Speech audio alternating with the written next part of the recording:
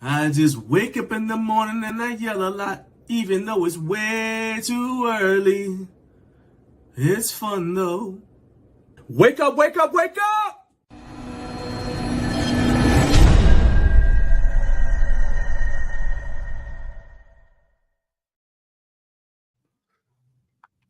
Oh, what's going on here? Why is my camera not working? Has it already begun? Let's see. Add that back. There we go. There we go. Boom. All right, there we go. I thought I was gonna have to start the show with Recliner of Rage. Hey, I'm John Greaves III. I'm the co-founder of Garage Gym Life, and normally that doesn't happen.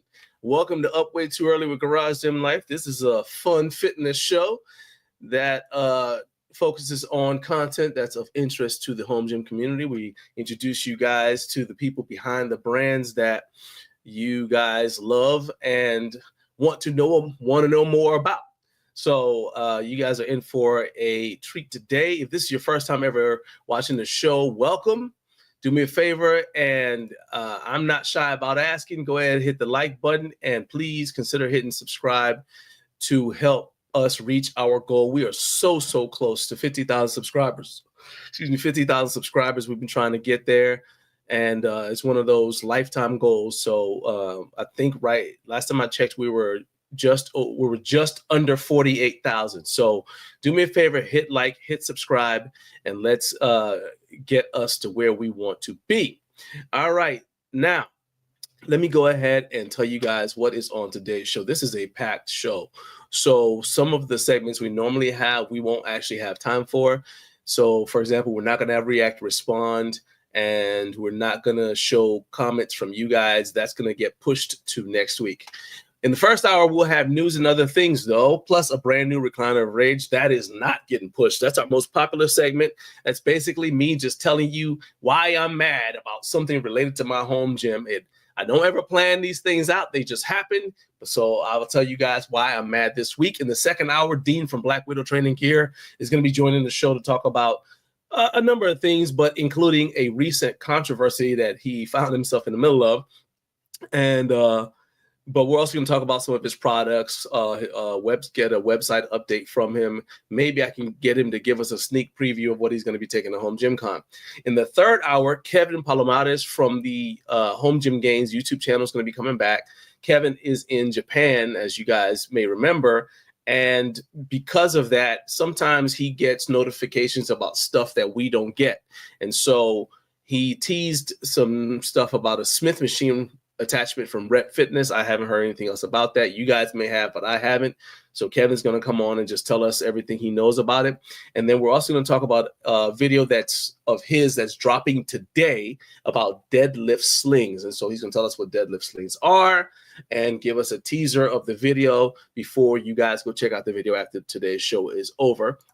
And then in the final hour, we're going to have Ben Gutierrez from Texas Gym Builders. He's going to be coming on. He's going to be talking about home gym setup in Texas. And I'm going to see if he can give me his go-to brands for every home gym situation. Because, setting up a home gym in a shed is not the same thing as setting it up in a basement, so on and so forth. So now you guys know what's going on. Go ahead, as I said, hit that like button for me. Hit subscribe if you haven't done so. I promise it'll be worth it. And let's go ahead and jump in the chat and say what's up to everybody who's here. So first in the building, looks like it was Jared Martin. Jared's been here since 5 a.m. And Jared's in Central Time. Jared, aren't you in Central Time? So that means Jared was here at 4 a.m. his time, 4:12 a.m. his time. So my man, I really appreciate that. He's got his coffee ready to go. Let's see. Eric Eccles, guaranteed Eric Eccles was up before anybody else. So Eric says, good morning, fellas. Shout out to Robin Williams. Rest in peace, Robin Williams. The Kurt Locker. Hey, man, you are killing it with your interviews lately. I really enjoyed your interview with Jonathan from No Fate 24/7. And who did you just interview after that? It's another one that just dropped. Now it's gonna be bothering me until unless I go and check. Whatever. I know I saw it come across my feed. I didn't get a chance to watch it yet because my plan is to watch it on the treadmill. So later on today. So anyway, let's see here. My guy Carlos, what's up, man? He says, wake up, wake up, wake up. That's right. You know the drill. You know the drill. Shout out to whatever that dude's name. I forgot his name too. This is not starting out well. I'm here forgetting stuff, but y'all know I'm in my 50s, man. I get to forget stuff every now and then. Then let's see. We've got who does sing that song? Andy Mineo. There. Okay, there. Had to Google it. All right, yeah. Shout out to Andy Mineo. You know the drill. Jared said it's a great morning for a lift, a digital hangout, and home gym nerdery. Man, hey, when is it not a good day for all that? What's up? My brother's here. He says, moaning. What's up, man? What's up? What's up, Rory? You know what, man? I got those reading is fundamental classes I signed you up for, and eventually they're going to teach you how to spell my name. But I'm not holding out too much hope. Anyway, you know what? I shouldn't say that because you are on time. So that shows tremendous growth on your part. I love it. I love it. Matthew Porter. Hey, I got an idea. I was talking to Dean last night on the phone, and he said something to me that made me, and I thought about you. So I'm going to hit you up later on. I know you're traveling. So number one, travel safe, Matthew, but also I got something I want to run past you. Man who barks in gym, the legend himself is here. What's up, my man? What's up, dude? David from Gorilla Strength Equipment. Save for later. Hey, you don't save this. You play it and then play it again as a replay. That's how replay game works. Nah, hey man, I know you're on your grind. I would rather have you in your shop making Garage Gorilla bars than watching me run my mouth about Garage Gorilla bars. So hey, you're doing the right thing, David. Appreciate you checking in. All right. Oh, you're in Eastern time, Jared. Okay, well, still, hey, 5 o'clock is still legit. Jake, what's up, Jake? Jake from Garage Gym Radio is here. Whoa, this is a special occasion. All right. Rob from Vintage Weights PGH has gotten up. All right. Now, I realize you probably here because of the controversy, but look, I wouldn't say I always said this, but Rob went all the way to Brazil. It took a trip to Brazil to get Rob to be willing to wake up early enough to check out our show. Rob, welcome. Thank you for being here, my man. You said No Fate was the latest. Okay, so maybe it's just like that's just when it came across my timeline because I had watched the No Fate one. And I put comments and everything. I was fully engaged. I did all the things that you're supposed to do for the YouTube algorithm. Rory, that's what it was. It was Rory. Yeah, because I knew it was something because it had like the thumbnail of him in his army uniform with it. And we talk about the guitar and all that. So yeah, there you go. I knew I wasn't hallucinating. All right, let's see here. And Kurt says, I've enjoyed starting to make the content I want versus the content the algorithm seems to want.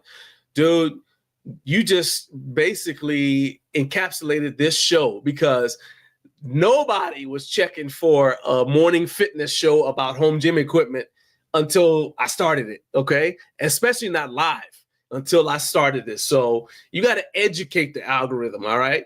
But yeah, man. Rob says, I lift in the morning from 5:30 to 7. I just usually listen to music. I mean, I'll sing if you need me to. If that's what it takes, I'll sing to get you on here. Says, I'm trying to get better about Friday mornings with you, though. So here I am, Rob, dude. All joking aside, I really do appreciate it. By the way, did you ever get in touch with that girl from Australia who I messaged you about?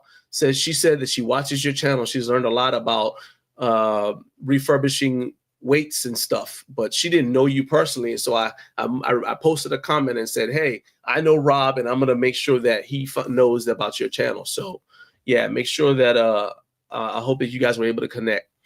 And there we go. All right, Carp is here. He said, home gym homies, we can get started now. All right, Carp has arrived. We can get started because, you know, we can't, it ain't a party till Carp gets here. Let's go ahead and dive headfirst into our first news item. our first segment, and that is news and other things. Let's go.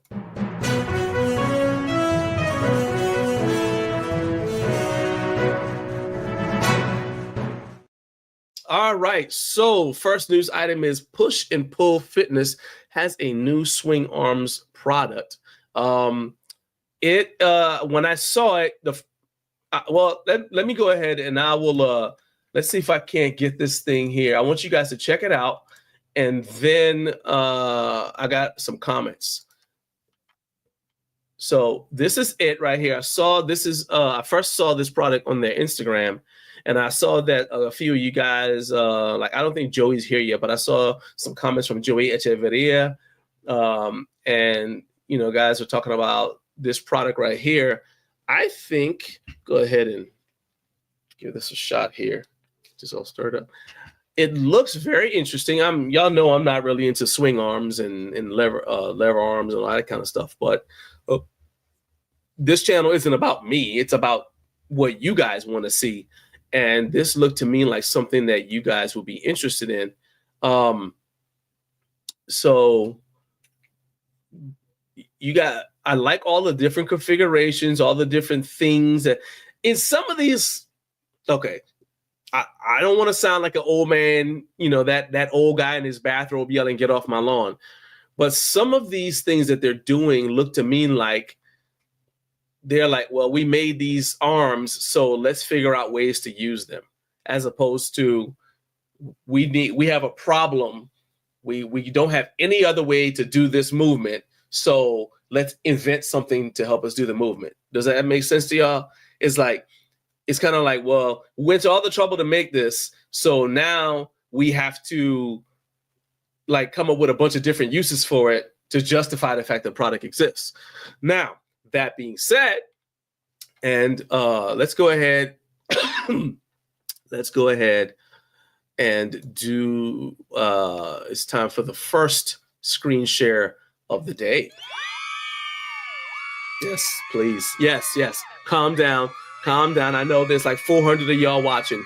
Just, hey, settle down. We're going to be screen sharing a lot. Just try to relax. Okay? Just try to relax. All right. So looking at their website, you can see they call them zero arms, and they actually are designed to connect to their squat attachment. What's their squat attachment, you say? Well, I'm glad you asked. Let's go to their product page. This is the squat attachment. So the squat attachment looks like it's basically a way for you to essentially do like a hack squat movement. But then, and that's all right. That's all right. It looks like you pair it with their squat wedge in order to get the correct angle. But then you pair no, I didn't mean to do that. They got, at some point, they've got a, what you call, storage. All right. And then you can then pair the squat attachment to the zero arms. So there's a couple things here. They said you put weight on the zero arms and it reduces the difficulty of movement. And it says that the selling point is that this makes zero arms an ideal tool for control progression. So this is a product out of Germany. It's 179 euros, which I went ahead and did the conversion since Matt's not here. Matt Welch isn't here yet. It's $194.39 US. All right. And apparently, so what I don't get now, the site is actually in German, but it was translated. Okay. I chose the English version. So this could be a mistranslation because it says in stock, pre-orders available soon. So I assume it actually means it's out of stock, but that they will soon be taking pre-orders. Well, my question is, how is this different from, and I'm literally asking you guys because I don't know, okay? What is the difference between this and the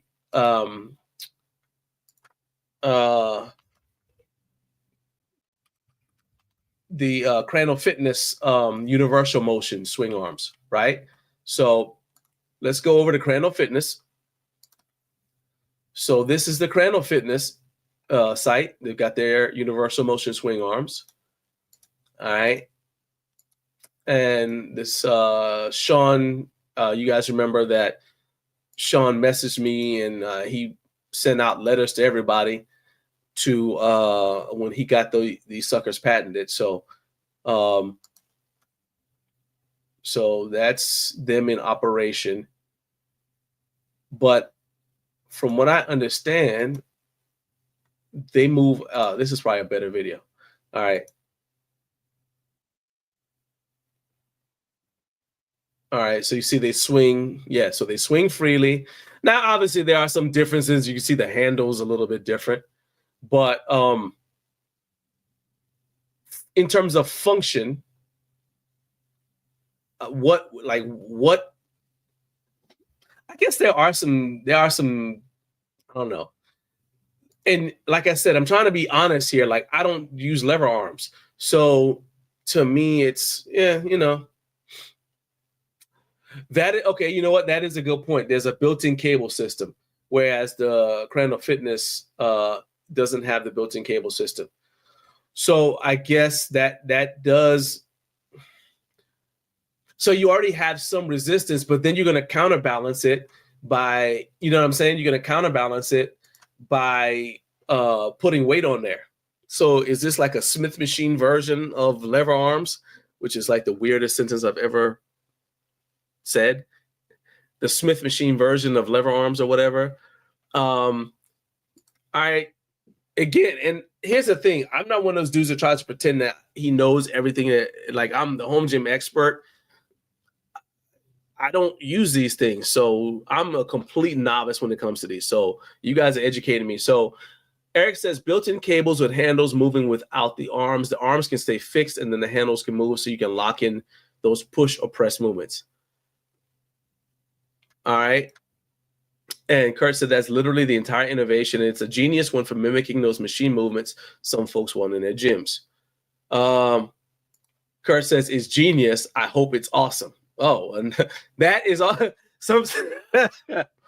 Sometimes that's not the same thing. So yeah, because I'm like, quite literally, I don't default to the like I try to my default is use machinery as little as possible. For one thing, as big as that stuff is, once you attach it on there, I can just imagine that it's a pain to take off, which is probably, full disclosure, why I don't like it, because my wife would probably like something like that. But then when I go to use the power rack, it'd be in my way, right? And I would end up having to put it on there for her, take it off for me, then put it back on for her. And so just looking at that video, like, just makes me annoyed. You know what I'm saying? Eric said their pendulum squat attachment they posted last year piqued my interest. Okay. That's probably the thing that I was showing earlier, that lets you do like the hack squat thing. Yeah. Brian said build, then fill in the blanks.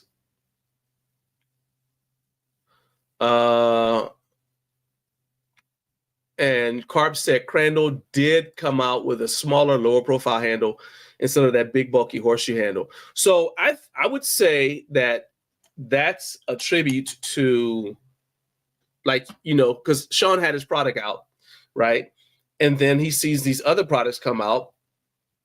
And then I feel like he was like, oh, well, we need to kind of step up our product. You know what I mean? Like, you can't just stay and rest on your laurels because there are competitors out there.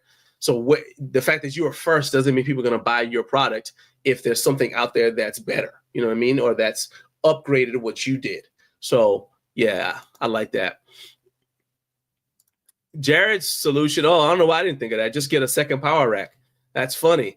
I say that's funny because we actually have another power rack on the way, but we're not keeping two power racks in our house. You know, we're on the replace program. So if we get a power rack in, it's replacing what we already had.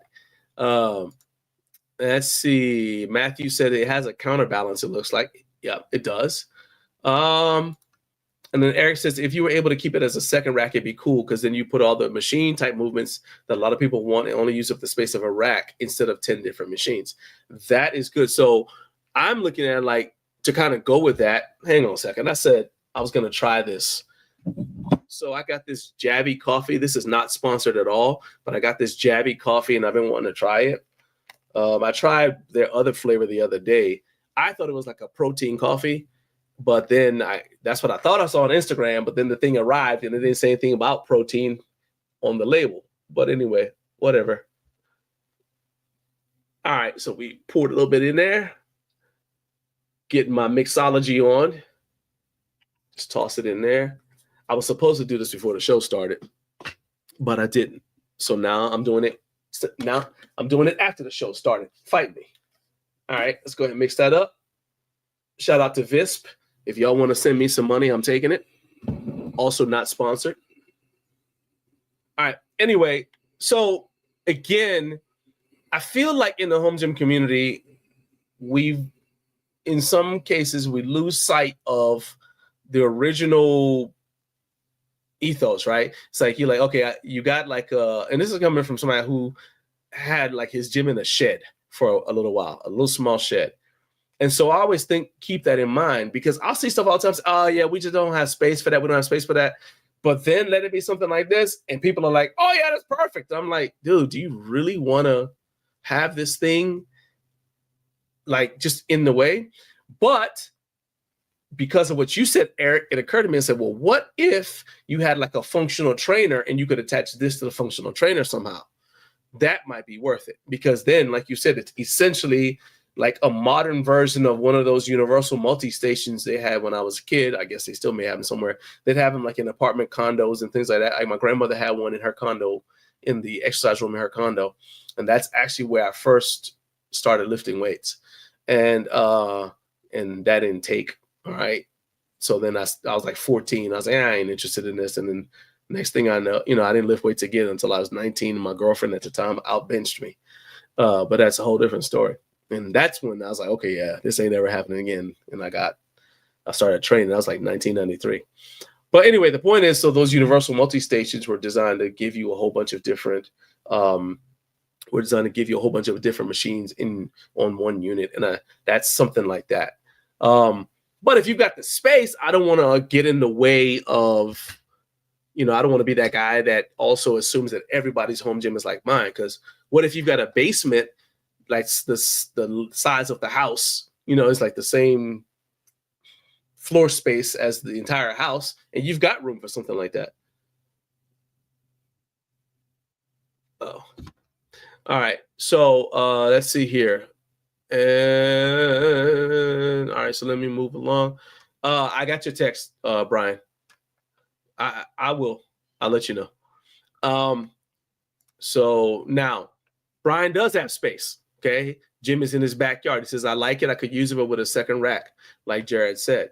So the thing with this thing is, because your gym is essentially outdoors, you'd have to have it under that overhang where you have your power tech, is what I'm thinking. But then I'm also like, well, how resistant to weather is it? You know what I'm saying? That'd be interesting. All right. Shout out to all 702 of you who are watching. Smash that like button for me. Hit subscribe. Help us hit our goals. Help us get there. Let's see if we can get to how crazy would it be if we got to 50,000 subscribers during this show? That'd be awesome. All right. So Jared said this is an intervention show now. It's time to admit you have power rack commitment issues. All right. You know what? I did not plan on talking about this. So I'm going to bump one of the items I did plan on talking about out of the way, and we're going to talk about this instead. So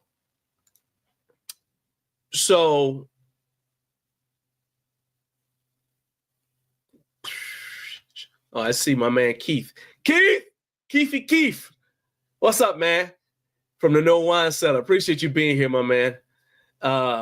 So back to Jared's thing. It says power rack commitment issues. We've got a rack from Iron Bull Strength that's downstairs. We really like it.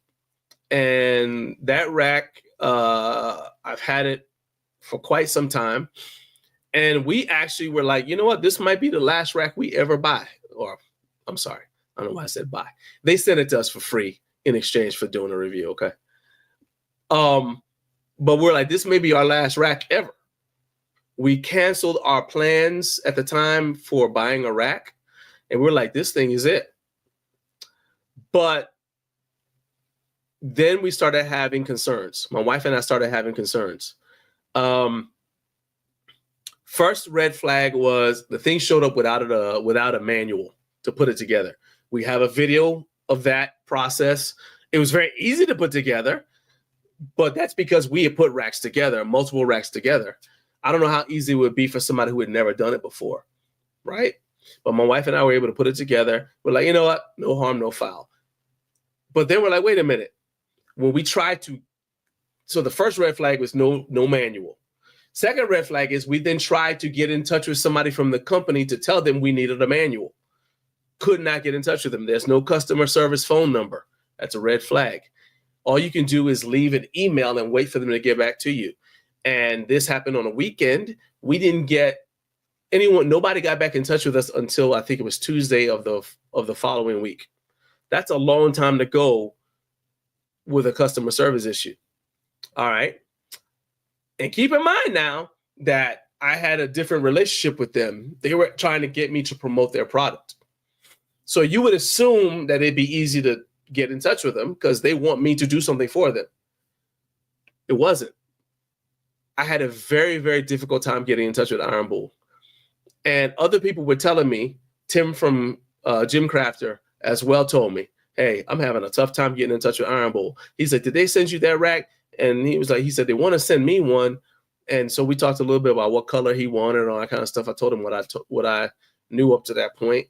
He decided to go ahead and get the rack from them.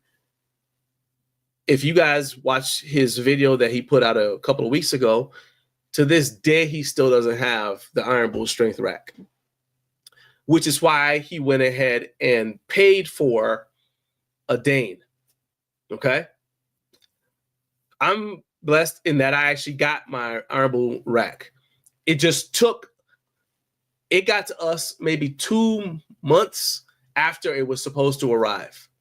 And their excuse was, oh, well, we were just trying to make sure that we had everything in stock so we could send it to you. I said, okay. I said, all right. Well, the rack is here. I want y'all to understand my point of view. Me having the rack isn't about me having a rack to use in my gym. If that was the case, we could have stopped several racks ago. The point is that I do a video about a product because I think it would be a good product for your gym. In one case, I did a video on this product because I had a contract to do it, but I thought it would be a horrible product for your gym, and I said it. And I said, this rack is not ready. That was the Evol Pal. So I'm in a situation with Iron Bull where I think it's a great rack. I think it's a great product, but I can't recommend it to anybody because if you have any customer service issues at all, I don't trust them to be there for you. I don't.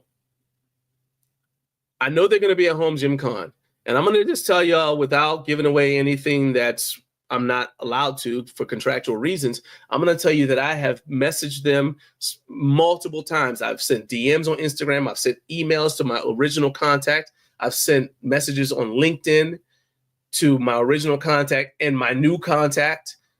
And then I even sent one after Joe Gray did the AMA warm-up with them, and then Iron Bull did their warm-up on their AMA on Our Home Gym, where they made all these promises about all this stuff they were bringing out.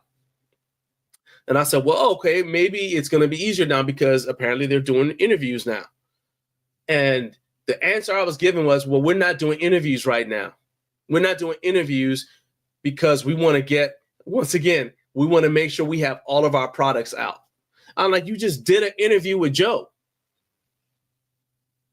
So is it you're not doing interviews, or you just don't want to do an interview with me? If you don't do an interview with me, that's fine. I'm cool with that. But I am not cool with the fact that there's no customer service number. If you want to call customer service with Iron Bull, I'm telling you okay, I'll tell you one, just an example. The rack showed up without enough weight horns. I said I needed some weight horns. They said, we'll send you some. To this day, no weight horns. That's how I started ordering stuff from Bells of Steel, because I looked at the dimensions and I said, you know what? The Bells of Steel stuff will fit on this. And so slowly but surely, I've been getting Bells of Steel stuff and putting it on my Iron Bull rack. And at a certain point, I was like, why am you realize that every time I do any videos, the rack is in the background. They're getting free advertising, and I'm giving free advertising to a product I believe in, but a brand I don't believe in. And customer service to me is more important. I can't recommend a company to you that won't be there if something goes wrong. So that rack is going to go out the door as soon as we are able. The problem now, it's still a good rack. So the rack that's on its way, I don't really see us replacing the Iron Bull rack with this rack, but I don't know yet. Okay. I'll tell you guys, we've got the Eon Fit Omni there. I think it's called their E2 rack is coming. We're going to do the review of that rack. But unless it just, blows my socks off, we'll probably do the review of the rack and then go back to the Iron Bull rack. Okay. But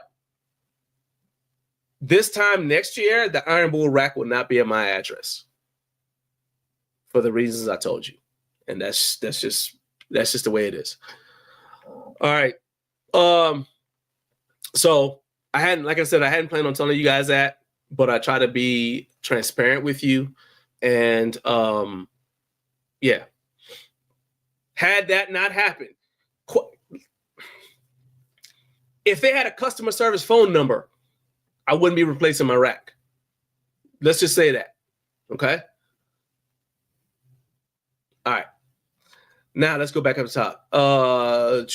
So yeah, Jake, I hear what you're telling me. I hear what you're saying. 2 racks is the way to go, is what he says. And I'm just going to say to you, I like open floor. First of all, I think my gym is too crowded now. All right. We've got the, so obviously if we had another rack, we wouldn't have the single stack, right? Because we would do our cable stuff on that rack.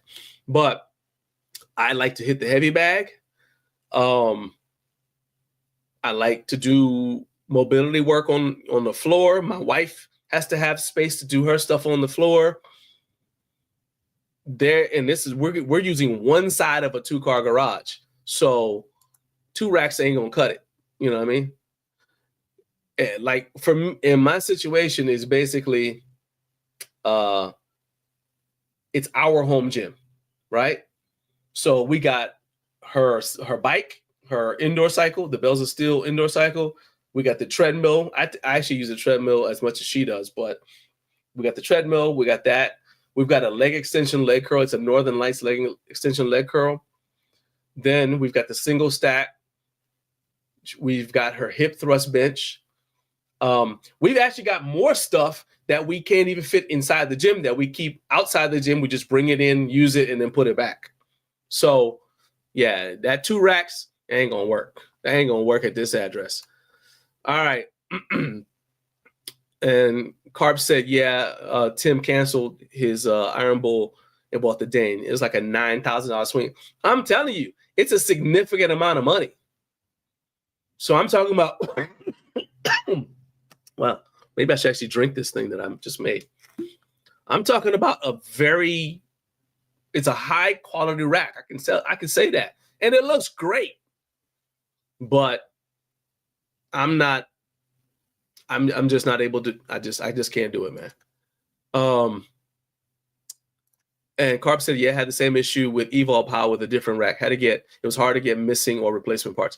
I'm just telling you, man, when I did my Evol Power video, the welds alone were like, okay, you don't need to get this rack. Your life is worth more than this. Don't get this rack for any reason. Oh, that what's up, my man? What's up, dude? Thank you for being here.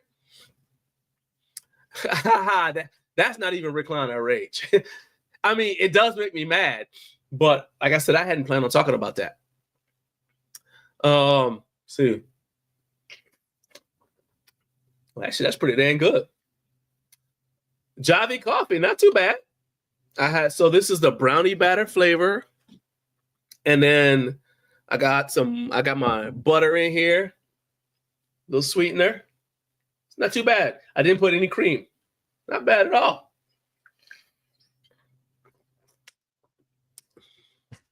I am a fan of that. Javvy coffee. Okay. Once again, non-sponsored, but I am taking money. Hit me up. All right.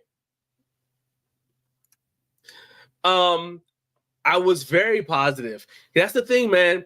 The Odin says you seem pretty positive on the Iron Bowl when you got it. Everything I just said has nothing to do with the fact that that rack is solid. That's what makes me so mad. It's like, you know how frustrating it is to be like, it's a great product and horrible customer service. And to me, customer service is important because, again, you look at the rack, it's a great rack, but every single attachment on there, but not every single. 4 of the weight horns are from Iron Bull. Other than that, every single attachment that is on my rack is from a brand that's other than Iron Bull. And it's not because I just wanted to,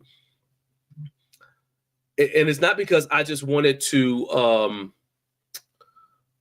let me just, I mean, like if they had the stuff, I would have gotten it from them. Because keep in mind, they were sending the stuff to me free, okay? But instead, I started buying stuff from Bells of Steel because I couldn't even get in touch with Iron Bull, right? This is before, that's actually ironically led to us having the affiliate deal with Bells of Steel because I was buying so much of their stuff. They're like, hey, do you want to do something? I'm like, yeah. Because at least they'll answer the phone. Like, seriously, thinking about all the different brands that we talk about, if you have a problem with Fringe Sport, you can call them. Okay? If they're closed, you leave a message or you send them a message, whatever. They'll get right back to you. Rep Fitness, you can call them. Rogue Fitness, you can call them. Bells of Steel, you can call them. Every reputable company, you can call them. Because if I have a problem and it's a weekend, I don't want to wait till Wednesday to get an email from you, then to email you back if that initial email doesn't resolve the problem. Come on, man. Seriously. We've had telephones since the 1800s.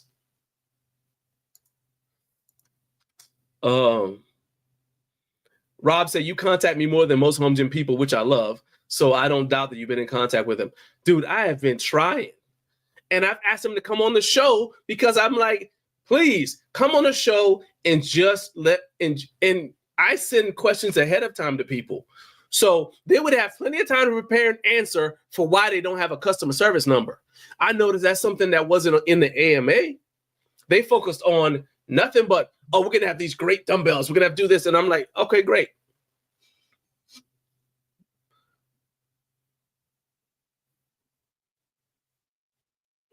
Hang on.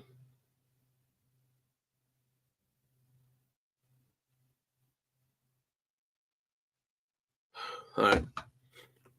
Sorry. Just had a message, Dean. Got a message from Dean. Hold on.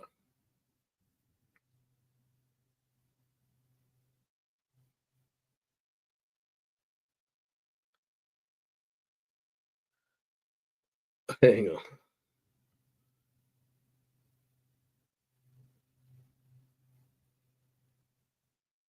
Okay, there we go. All right, sorry about that. It's just that's just bad business.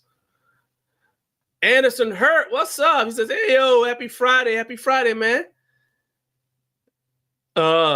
Michael Vaudrey says I should do some reviews for a home builder and get a new home in exchange. I don't feel like it works like that. I don't think it works like that. Besides, my wife, our daughter was born in this house. My wife ain't letting me she ain't gonna let us get rid of this house. All right, she just ain't. And Rob said, vintage says customer service issues are a definite red flag and major concern. Exactly. That's what I'm trying to say. If I don't trust you to be there for the people who see your product in my whatever, like I took Iron Bull's video, I took it down because I'm not sending another let me put it, I'm not sending not named person, all right? I'm not sending another person to them to buy something when I don't know if all the parts are going to show up. And I know that if all the parts don't show up, that they're not going to be available to answer the phone. First of all, they ain't going to answer the phone because they don't have a phone number, but they're not going to be there to correct the issue because how you going to get in touch with them? Manu Parson Jim says, I won't mess with poor customer service either. Exactly. Here's a good contrast. Jared said, Bells of Steel had some confusion with my half rack. The indie team FaceTimed me immediately to help me understand and resolve the issue. Like, seriously, that's right there is the juxtaposition of good versus bad. No, good versus unacceptable.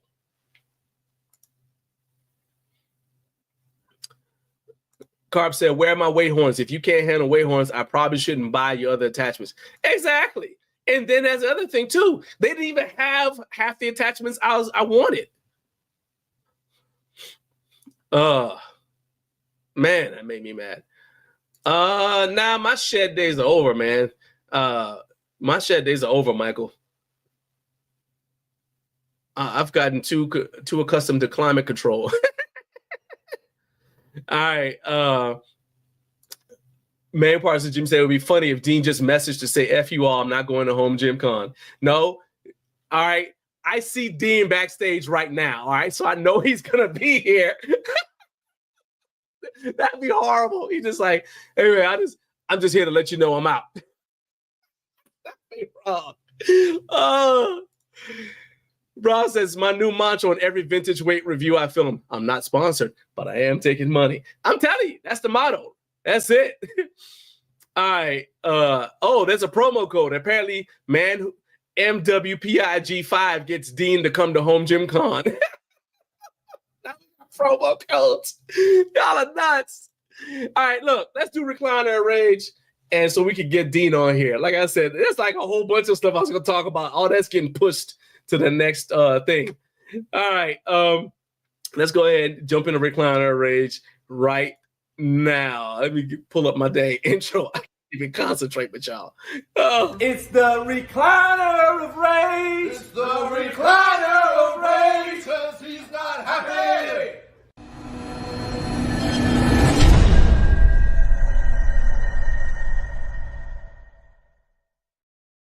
Okay, we're going to address an injustice right now. Okay, today's Recliner Rage is dedicated to something that happened last night. We had something else scheduled. It was the follow-up to last week's Recliner Rage, but I'm postponing that until next week so I can be mad about this thing now. Okay, so here's the story. I normally jump up to do pull-ups. I was feeling lazy last night, so I was like, you know what? I took my bench, my AB 5200, and I pulled it down, and so I just climbed up on it to do pull-ups. So I finished my first set. I'm getting down, and I noticed. I look on the bench and say, what's that? Betwixt the dang seat and that little gap between the seat and the back pad. What's that? Looking like a little chocolate chip. No, it was a dang pooplet. That's right, a little poop chunk from my dog, okay? My dog left a little poop chunk in the gap between my seat on my bench and my backpack. So now I'm like, hold up a second. So I'm like, well, dang, how'd that get up here? Because normally we store the bench vertically and the pad and all that stuff is facing the wall. So how would that even get on there? All right, well, maybe it came off of somebody's shoe. Well, that's not possible because the last time the bench was down for any reason was when I was benching on it on Monday. And I didn't have enough time to do any hangs. So, and even then I normally just jump up. I didn't climb up on the bench for any reason. And even then I was barefoot. You all know 99% of the time I train barefoot. So how would the pooplet get on it? It couldn't have come off of one of my shoes. All right, we inspect my daughter's shoe. No pooplets on there. Plus, the pooplet's not smeared. It's a uncrushed pooplet. Okay, uncrushed little pooplet about the size of a chocolate chip. Okay, so what's going on here? So I launched an investigation immediately because I need to know. First, why is there poop on my bench? Okay, so I look around. There's no other poop spots anywhere in the house. And even if there were, once again, the bench is stored vertically against the wall. So nobody stepped in poop and there's nobody got poop on their shoes. How'd the pooplet get on my bench? All right. Long story short, I figured it out. My dog has learned to poop upwards. Okay. My dog has learned to poop vertically upwards. That's the only thing. Most impressive of all, because the bench is normally stored vertically with the pad facing the wall, she's learned to also ricochet because she has ricocheted the poop off of the wall to land into that gap right there. Okay. Now I'm not mad about that. In fact, I'm a little bit impressed. Okay. Because that's skill. Now, here's the problem. The problem is when I shared my findings with my wife, she acted a little shady. I said, baby, I told her everything I just told you. And I was like, I feel like the dog has learned to poop upwards.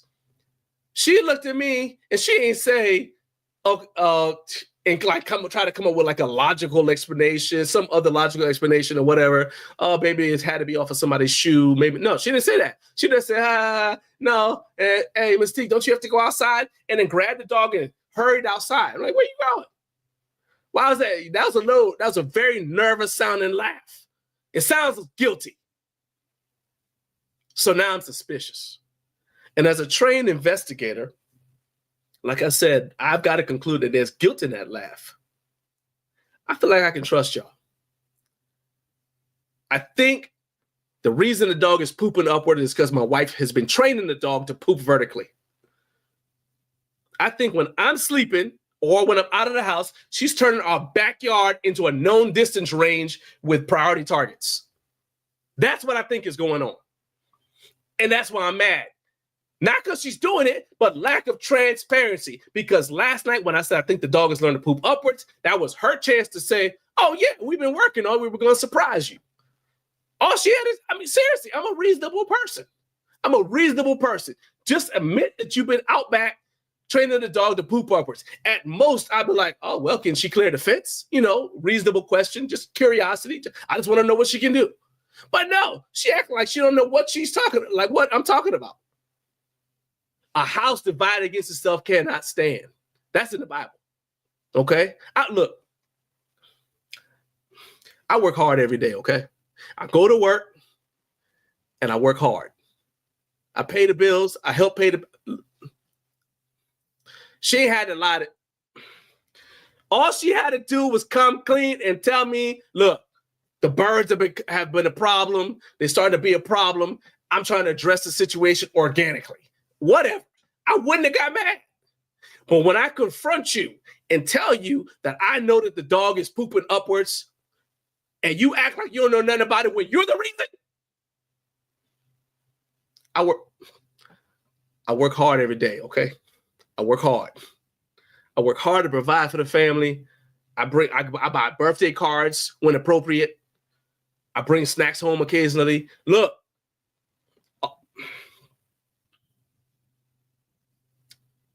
don't try to make me believe that I didn't see what I saw. I saw poop where it couldn't have been unless it was fired upwards.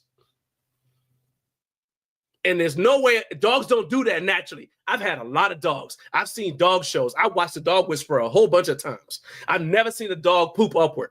So that means the dog had to be trained. And I'm like, that's why. It's all starting to come together now. The dog don't know her name. I'm trying to train her to come. When I call her name, she don't want to come. Why? Because you can't teach a dog too many things at once. So she's out there learning trajectories and stuff, and cant and quadrant, and how to create a beaten zone with her poop. She ain't got time to learn her name. All I want is honesty. I just want honesty in a unified front. Can I get that in my house? I mean, I work hard. That's all I'm asking, man. That's all I'm asking. I just want transparency in my home and a unified front.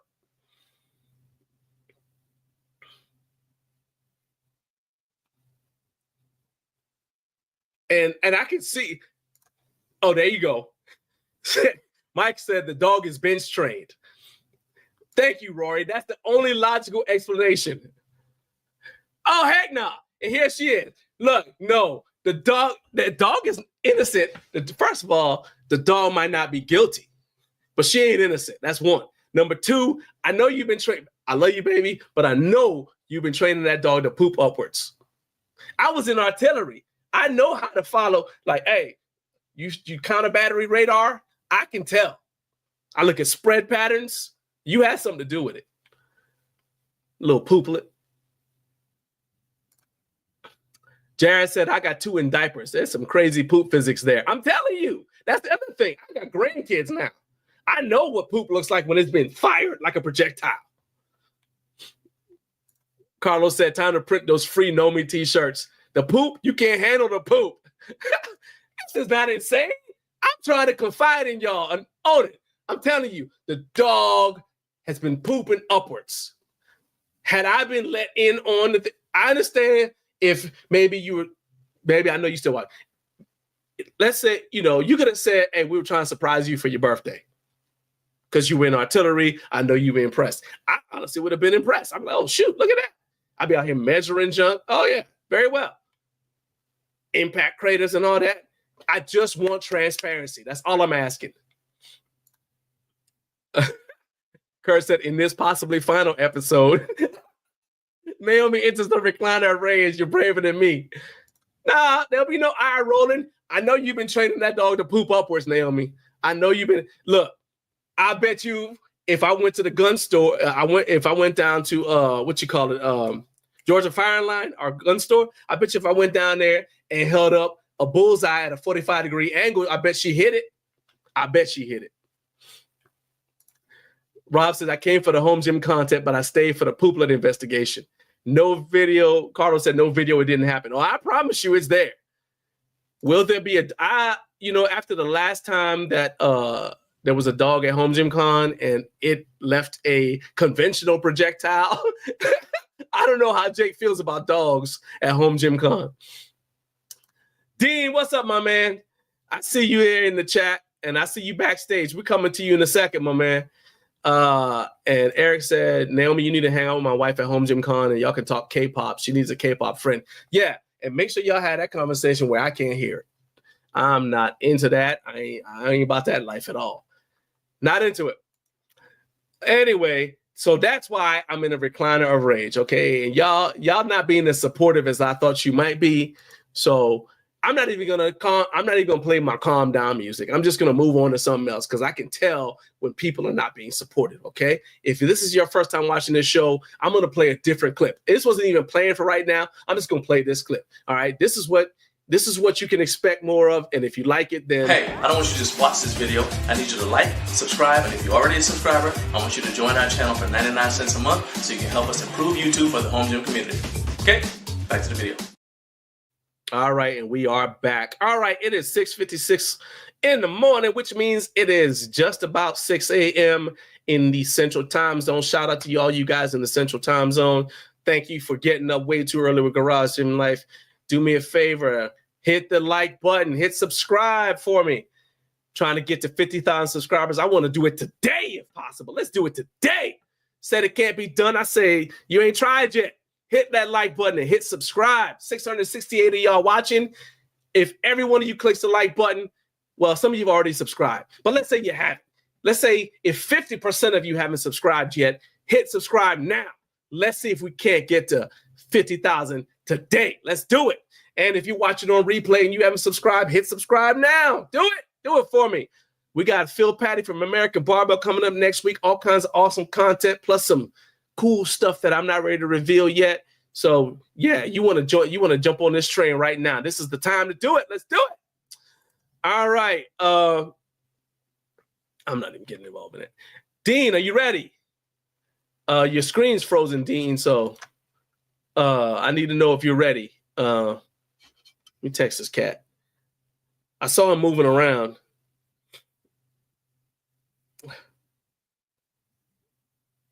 For you. There we go. All right. So while we wait for Dean, like I can see, so I wish y'all could see what I could see. So, all right. So it looks like his screen froze. So he just he disconnected and he'll be right back. All right. While we wait, I wanted to see. Oh, there he is. Hey, are you ready, Dean? You good to go? Just give me a thumbs up if you're ready to go. You good to go? All right. Dean is ready to go. All right. Everybody, he told y'all to get your popcorn ready. So here we go. Everybody, show your love for my guy, Dean. Come on, Dean.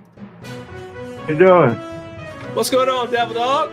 Not too much, sir. Good morning. What's Good morning, up, everybody. What's up, Dean? All right. So, man. Eric says, I got my popcorn. Whoa. We just lost Dean. We lost Dean. We can't lose Dean. Dean, come back.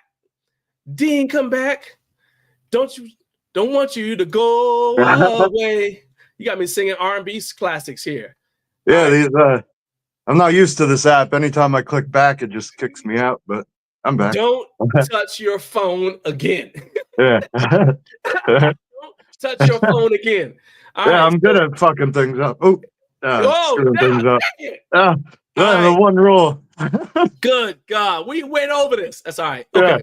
Yeah. So sorry, mommy. He didn't mean it. That was one time. My mom watches the show, so that was one time. All right. So Eric said he got his popcorn. Addicts Club. Hey, what's up, Donnie? He said he's here. All right. And Keith is here from the No Wine Cellar. It says morning, buddy. Morning. Right, let's jump right head first into this, man. You got yourself in the middle of something. To me, it looked like you were catching strays. Yeah. But I, on purpose, don't know much about the situation. So when I reached out to you, and in fact, I'll give a shout out to Jared. So Jared Martin, who's watching right now, messaged me. He's like, hey, can you jump in, help Dean out? Because he's getting a whole bunch of backlash over something, right? That, and he needs our support. So I was like, well, look, I'm not about to go join a group for this, for the sake of arguing. I'm in my 50s, all right? I ain't doing that. Yeah. But I did see your post on Facebook where you were like, hey, I ain't going to Home Gym Con. I had enough of y'all. I said, whoa, what's going on here? So that's when I messaged you, say, hey, man, look, if you want to come on and tell your side of the story in a, you're definitely not getting attacked on here, then you can come on. And so that was earlier this week. And you said, yeah, I'll come on. So I don't want to do much more of an intro than that. Just what's going on? First of all, why are they mad at you, Dean? Why are they mad at you? I guess they're saying I doxed someone. I don't know. Like, okay, I didn't put the information out there. Hold on. So first of all, I'm in my 50s. What does dox mean? I guess it's like sharing someone's information with malicious intent. Okay, so you put somebody's personal information out there. Yeah, or someone else did. I don't. Okay. Again, the whole situation I feel is blown out way more out of proportion than it needs to be, or at least from my end. I mean, I can't believe that happened on the internet. All right. It's a cruel world out there, that internet. I know, right? It's rough out these. Okay, so let's go with the basics. How did your part, because I don't want to, one thing I don't want to do is I don't want to I don't want to do a bunch of like he said, she said. So I don't want to like talk about like I don't want to be like somebody's lawyer who's not here. And if anybody who's involved in a situation who's not Dean wants to come on here and state their case, they are 100% free to. I told you I reached out to Patrick about coming on the show way before any of this happened. So the invitation still stands, Patrick. If you want to come on the show, come on. We can talk about this, or we can not talk about it. We can talk about something else. I'm fine with that. But and then everybody else who is on the other side of it, if y'all want to come on the show and explain your side, that's fine. Now, there won't be a whole bunch of back and forth, but I can't give you a chance to come on and say your part and not do the same for other people. So anybody who wants to come on who is actually involved in this, I don't want to talk to anybody who just happens to be in the Home Gym Discord or whatever, or in this group on Facebook and who's just mad. If you're not directly connected to the event, I ain't trying to hear from you, okay? No offense, but if you are offended, it is the way it is. I only want to give a chance for the people who are actually involved to come on and state their case clearly without any whatever, okay, without keyboard warriors. So that being said, how did you get involved in this in the first place? Well, someone emailed me 2 drawings of someone else's patented products and asked me to make them. The person that owns those drawings reached out to me and said, hey, there's some guy going around asking people to make this part for my rack. So it's like, okay, so hold on. Someone emailed you. So I assume that's the person who said that you put his information out there. And then I know this much. And so then the person who said, hey, somebody's asking, about people that make my patented product, that's Patrick from Bridge Build, right? Yeah. All right. Because, you sent me the screenshot, and I've got them right here. If you want to put them up, I'll put them up. The screenshots of your conversation with Patrick. If you want me to put them up, I will put them up on screen. It's pretty straightforward what it is. I didn't go at the customer. Okay. Or no, I'm not even going to say customer. This guy emailed me. There was no money exchanged with me. You're not a customer. If you're that's a good point. Sending me patented product pictures of someone else's stuff, asking me to make them, and now I know the whole backstory. Why are you bringing me involved in your personal issues? And then telling me how I had to react to that. That doesn't make any sense to me. So is the person who originally emails you trying to get you to make the product, is that the person who's like mad at you? Because it looks like it's a bunch of his friends who are mad at you. Well, I haven't talked to that person since. So, yeah, I guess it's his friends. Which, after seeing the whole situation, after it unfolded, I understand why his friends are mad and there's emotions flying around. Okay. Like, what Patrick did on Facebook, blasting that guy out there, now knowing the full story, like, that was dumb on Pat's part. But again, there's emotions involved. It's not my problem. It wasn't my issue to begin with. I got dragged into it. But why? What am I going to do? So they're saying that you put, because let's go back to the doxed thing, today's word of the day. They're saying that you put this person's information out there. I sent a screenshot of the email with the person's email address in it to Pat. Okay, so you sent their you sent the person's email, a copy of their email to Patrick. Yeah. And Patrick said, this is the guy who's been trying to get my patented product made. Yeah. By other people. Okay. So you're not the one that put this guy's information on social media? No. All right. So here's my first question. How can they be upset with you? And this is, if anybody who is on that side who is upset, and you're in the chat right now, seriously, I want to hear. But from my frame of reference, this person had already had some dealings with Patrick, right? Yeah. Apparently. Okay, so then Patrick would already have that person's email information, right? Yeah, he has his physical address too. He shipped him equipment, or some of the equipment. Okay, so you didn't share any information with Patrick that Patrick didn't already have. No. So let me circle back to my first question. Why are they mad at you? I guess because I didn't jump on the defense when Patrick posted that on Facebook. Defense of what? It's got nothing to do with you. Yeah, but I did make a comment on Facebook. I said that was a strange move on the the person's fault. Okay, so, and I understand you're trying to be careful about saying customer because you have requirements for customer data, but this person's not a customer. So okay, I got you. So they're mad at you for your comments on Facebook?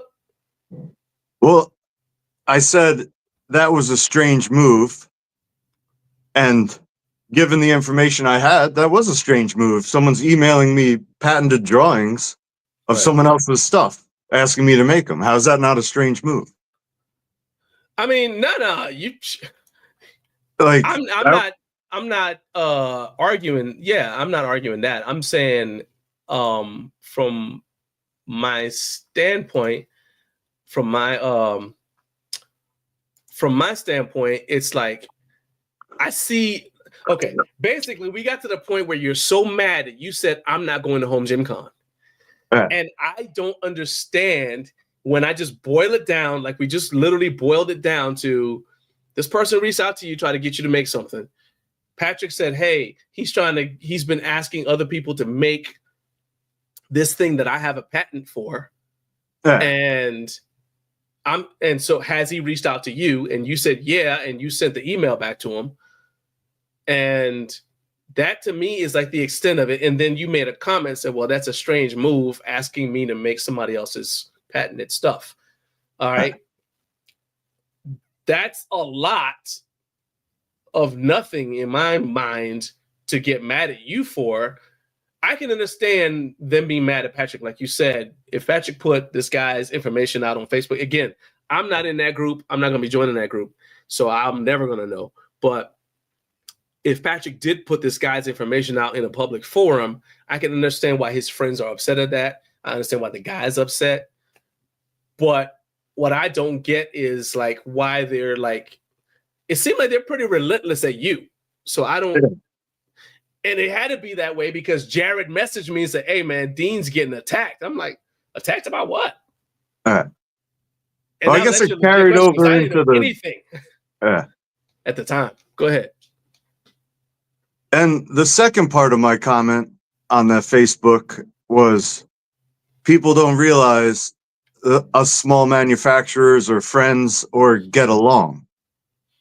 Meaning, if you're going to go behind us little guys back and try to get us to make other people's stuff, we're going to talk and we're not going to do it. Like, don't try to pin us little guys against each other in your own drama. Okay. It's a weird situation. I don't know. Like, again, none of it involved me. Like, I got my own customers and business to worry about. Like, I don't care what your backstory is, what anyone's backstory is. None of this involved me. Why are you bringing me into this? Dude, when I DM'd you, I was like, I don't feel like pulling up. I think my exact words were, Devil Dog, it looks like you getting hit with shrapnel. Yeah. I got hit with shrapnel and people are mad I'm still moving around and alive. I don't know. I don't get it. Okay, so here we go. So Eric said they called Patrick a racist for a comment he made on Reddit. Reddit? So now we're in, okay, so now I know that there was a post on Instagram. You saying that there was a post on Facebook, and now Reddit's involved too. Okay, and I'm assuming the Discord as well. So they said they all called Patrick a racist for a comment he made on Reddit, and they're saying, how can you, Dean, be friend with a racist? Okay. Okay. I guess I can understand that to a certain extent. Keeping in mind, I'm learning this stuff as we're going along, okay? Yeah. So looking at that comment from Eric, you just gave me some more information. Why do you think Patrick's racist? Or do you even know? Me? Why should I even care? Okay, all right. Like, what does that have to do with me? All right. Like, you're gonna go and ask, like, that's great. Like, who cares? The people that are saying this are giving Patrick money and buying stuff from him. Don't buy stuff from him then. Like, I mean, there's that. Like, do you think that they're trying to shame you into, you know how like things are nowadays where they're trying to like shame a company with like public pressure, and so people don't want drama, and so they just say, okay, well, they'll like issue a statement or whatever. Do you think that's what they're trying to shame you into doing, into basically like just backing down? I guess. I don't. Okay. It's a weird.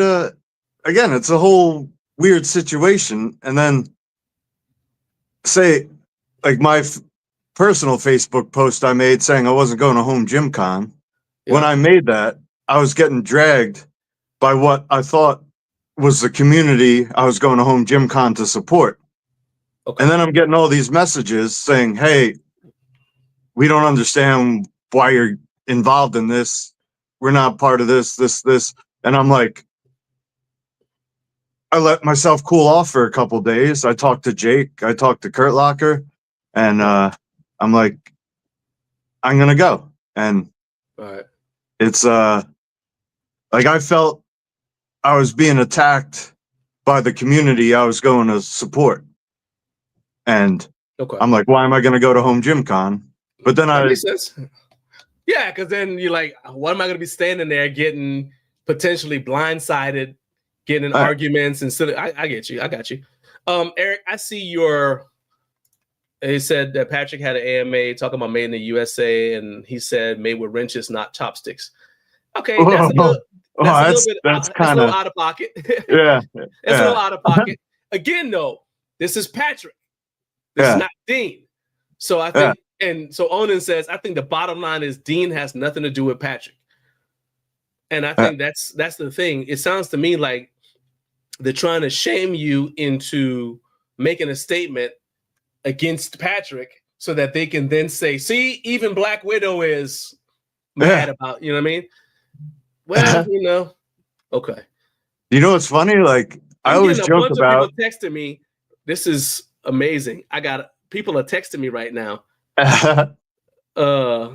Okay, I'm like, yeah, I'm doing the show. I can't answer your text. Okay. Yeah. But yeah. I can't even see the chat because anytime I touch something, I don't disconnect touch from you. Don't touch nothing.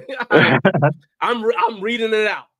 So Onan says, like, Dean got caught in a mob response to a doxing event that Patrick caused. That's exactly what my take was on it. That something happened. There's back and forth going on an ongoing situation, and then Dean, you got caught up in it. And because I can't say I don't really know Pat. I don't know Patrick at all. I know who he is, and I would recognize him if I saw him. That's it. I know you. Okay. So Jameson said, I love you, Dean. So there you go. I love you too, sir. Let's see here. And let me move back up here. So Anderson said Bridgeville was trying to defend their patent by blasting randoms on Facebook. That I don't know. And to be honest with you, that is something I would rather have Patrick on here to talk about, to answer that part of it, because Dean doesn't know anything about the bridge built patent situation. He doesn't really know anything. I'm putting words in your mouth, but if I'm saying the wrong thing, jump in there. You don't know anything about that. You don't really know, other than what you've told us so far, about the relationship between Dean and any of his customers. So I would rather not speculate about that because Patrick's not here. So I ain't trying to go get into all that. And so I see some of the other comments in the chat about like the situation and the thing between Patrick and this person, but Patrick and that person are not on here. So I'm keeping it with Dean because that's who's here. However, I will pull this up. Michael says it's not helpful now. He says, but if anyone does find themselves in this situation, ask for the patent number and close the circle. Okay. Yeah, but if you send me an email giving me drawings, why do I got to investigate that any further? I have paying customers. Right. That I have a business. I have to take care of them. You sent me an email with patented drawings of someone else. Why do I got to investigate that any further than that? Yeah, because that's what I'm saying is like you already knew, hey, this is a patented situation, so you didn't have to investigate to see if it was patented. So, but I think that he's saying in a situation where somebody might not know if there's a patent or not, and somebody says, hey, can you make this for me? Then if you didn't already know, then Michael's saying you can ask them, hey, is this something that has a patent on it that you have a patent for? You know, or is this like something that, you know, because you don't want to get in trouble for making something if you didn't even know the situation. So I get that. All right. Eminem Awning, what's up? Thank you for getting up way too early with Garage Gym Life. They said Eminem Awning stands with Dean.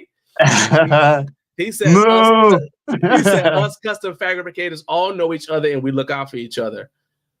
Odin says, I always respected Dean for doing original work and not trying to emulate or copy other people. Jameson said it's a new health condition called dumbbell cart derangement syndrome. So look, man, I told you I was like on the fence about even jumping in the middle of this. But as I told you, hey, look, Semper Fidelis means something to me, and so it does. The end. And if anybody don't like it, well, they can get over it the same way they got over the last thing they didn't like. And Kurt says when Dean started to get attacked, I suddenly found myself in Kit. FAFO. Exactly. Yeah. You just like, seriously? Back up off my boy, man. All right. So let's transition because you said you are going to Home Gym Con. So now this is the part where I try to get the goods out of you. What are you taking to Home Gym Con, man? You can tell us. It's just me, you, and about 830 other people. We won't tell anybody. I got my main focus is the strongman throwdown with Kurt. Okay. Making the equipment. For that? Okay. Yeah. Making a couple pieces for that. Can you tell us what they are? You could tell me. You can trust me. I don't know if Kurt released it yet or if it's not meant to be, or I don't know. If Kurt says I can, I'll talk about it. But. Kurt, can Dean tell us what he's making for the strongman throwdown? Throw it in the chat and say yes. Go ahead and say yes in the chat. Just throw it in there. While we wait for Kurt to say whether you can say that or not, Eric said you have some bars to make him to take home. So now I come back with, were you aware of that? Did you know that you had to make him some bars? Kurt said yes. Kurt said you can tell us. There you go. There we go. That's what I'm talking about. Tell us the truth. Come on, Nate. Give us the goods. What are you making? Making 2 Conan wheels and a Viking press. Okay. Or 2 Viking presses. So I guess those are going to be some of the main events. He's got some other stuff going on. I think JD Gym Equipped is doing a Hercules hold. So it's that's JD's down the street from me, so you guys working together on it? If he needs help for like some of the machinery I have, I could cut some of the parts for him. But I mean, I know you guys have collabed in the past since the last Home Gym Con. You guys done some collabs, so I was just curious. Michael Brantley, good morning. Hey, man. Look, dude, you are in San Diego. It is 0 dark 30 where you're at, so I appreciate you being here, man. Thank you for joining us. Don from Addict said Dean respects the patent and more people should be like him. Yep, 100%. Michael Brantley says, I have my Black Widow cart on deck. Okay. Yeah. Man, those dumbbell carts are kind of causing a ruckus. What you got going on with the dumbbell carts, man? It's I launch them mid-November. There's 221 I'm up to. I sold, and out of my 15 years in business, I've never had a product sell like this, and it's wow. You said you sold 220 of them since November. Yeah. Wow. Yikes. And I also have a 140 products on my website that I make. So I'm making those and these carts. That's nuts. Now, speaking of your website, you've got the website has it already been updated or is it still going through the update? It's all done. I just gotta, because I'm moving to a new, I'm moving from Volusion to Shopify. Okay. So that transition, I have all these open orders, and it's, for me to pull the trigger right now, I just feel like I'm putting too much on my plate. That's why you said the lead time, you've extended your lead times? Yeah. Okay. So that's my advertised lead time. I don't plan on taking that long, but I just wanted to slow my workload down with all these carts and everything. Just to I got you. But so let me see here. Yeah, you got a ton of stuff. I mean, I've been coming on your website since when we were talking about your the Evanesh Fallujah bar. All right. Yeah, I think that was like because now my brother got that. My brother's actually watching. He got that bar, and then he let me borrow it. And then I was like, oh, this is dope. And then you and I ended up talking, which was a crazy conversation that day, I remember. And then I think you sent me some collars or something like that. And that was how I got introduced to your that's how I really got introduced to your site. You've got so much stuff since then, man. It's been a few years. You've got a ton of stuff on the website. What would you say is like your most fun thing to build? This wasn't even something I planned on asking you, but like, what's your most fun thing to build right now? I like the custom work.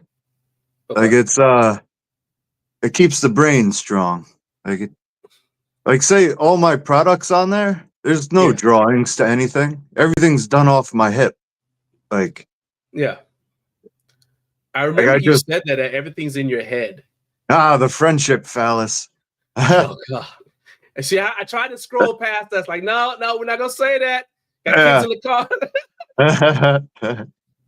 But I mean, like for real though, you've got ball sacks.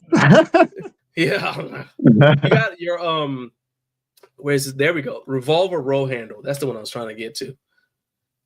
Like, it seems like everything you've got is something that is like you take an idea and you're like, well, what if I did this?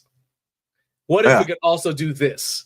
What if we could, you know what I mean? And like it's not quite Frankenstein, and it's more like, well, what if? It's like you just say, well, you come up with like it starts at, well, this is the idea, but what if also, you know what I mean? And that's, I guess, what you mean by like the custom work. So how much of it is it that people come to you and say, hey, I got a problem and I need you to come up with a solution for me? And how much of it is you just sitting around or you just happen to see something and it gets your brain working? It's a lot of the times like you're saying, someone presents a problem. I got to come up with a solution. Not necessarily a problem, but they need something that's not readily available on the market. So like a custom piece. Right. And then, like I gotta figure out a quote, a price for it, and how to make it, and then get it done. And it's like I'm the one answering the emails, the one making it, the one ordering the material, powder coating it. Like, yeah. there's a lot of work involved. Okay. How do people get in touch with you most of the time? Is it mostly DMs on Instagram? Because I know for a while there it was like email you, because like when I was first trying to get in touch with you, I was trying to call you, and that wasn't working. And then the first time I interviewed you, you said, well, people should just email you. Do you still like that way, or do you get more contact with people through like Instagram DMs? A lot of times it'll kick off in a DM, but all roads will lead to the email. So, okay, like my business Instagram is like my personal Instagram too. Right. So if you DM me on Instagram, then 20 of my friends send me memes. It's hard for me to go back and try to find that conversation. I got you. And it's like, I have, I think 145 open orders right now. So it's like, those people already paid me. I'm not spending a lot of time trying to figure out your custom thing. Like, right. Like if you could email me, be precise. Like if you send me an email that's vague and I got to go back and forth with you 10 times to figure out what you really want. And then the world's a big place. So if I get 10 emails and I got to do another 10 emails for each of those 10 emails to figure out what's going on, that's a lot of time. Yeah. And I have paying customers. I got to take care of them first. Got you. And it's the Gluck cart. Oh yeah. Now I pulled this up because there was a question. This is like 12 weeks ago, but I never saw the answer, or I never saw an update to the answer. So the person was asking if basically this was only this cart only worked with the Repins, because they wanted to use it with the power blocks, right? And so like 12 weeks ago, you said, well, just the Repins, but you said you were planning on bringing out a universal design because you weren't planning, like you didn't know the demand was going to be that high. So I'm circling back now to say, do you have the universal design, or is it kind of still, because you are, like you said, moving, changing and then adjusting some stuff, the workload is high. Is that still something that's down the road? Yeah, it's like initially when I launched the cart, like any of my other products, yeah, I knew people would want it. Right. I was expecting to sell maybe 10 or 15 of them. And now I'm over 200. So it's like, for me to find the time to make another design, it's like, how much could I really do? Right. And then two, I hate to cut you off, but then two is also like, you don't want to make something where like your existing, so like somebody just got like the old design and then you update it and they're like, dang, I just got the old design last week, man, I wish I had waited or whatever, because that can always be an issue. I get it. Like I have some accessories I want to make for the cart.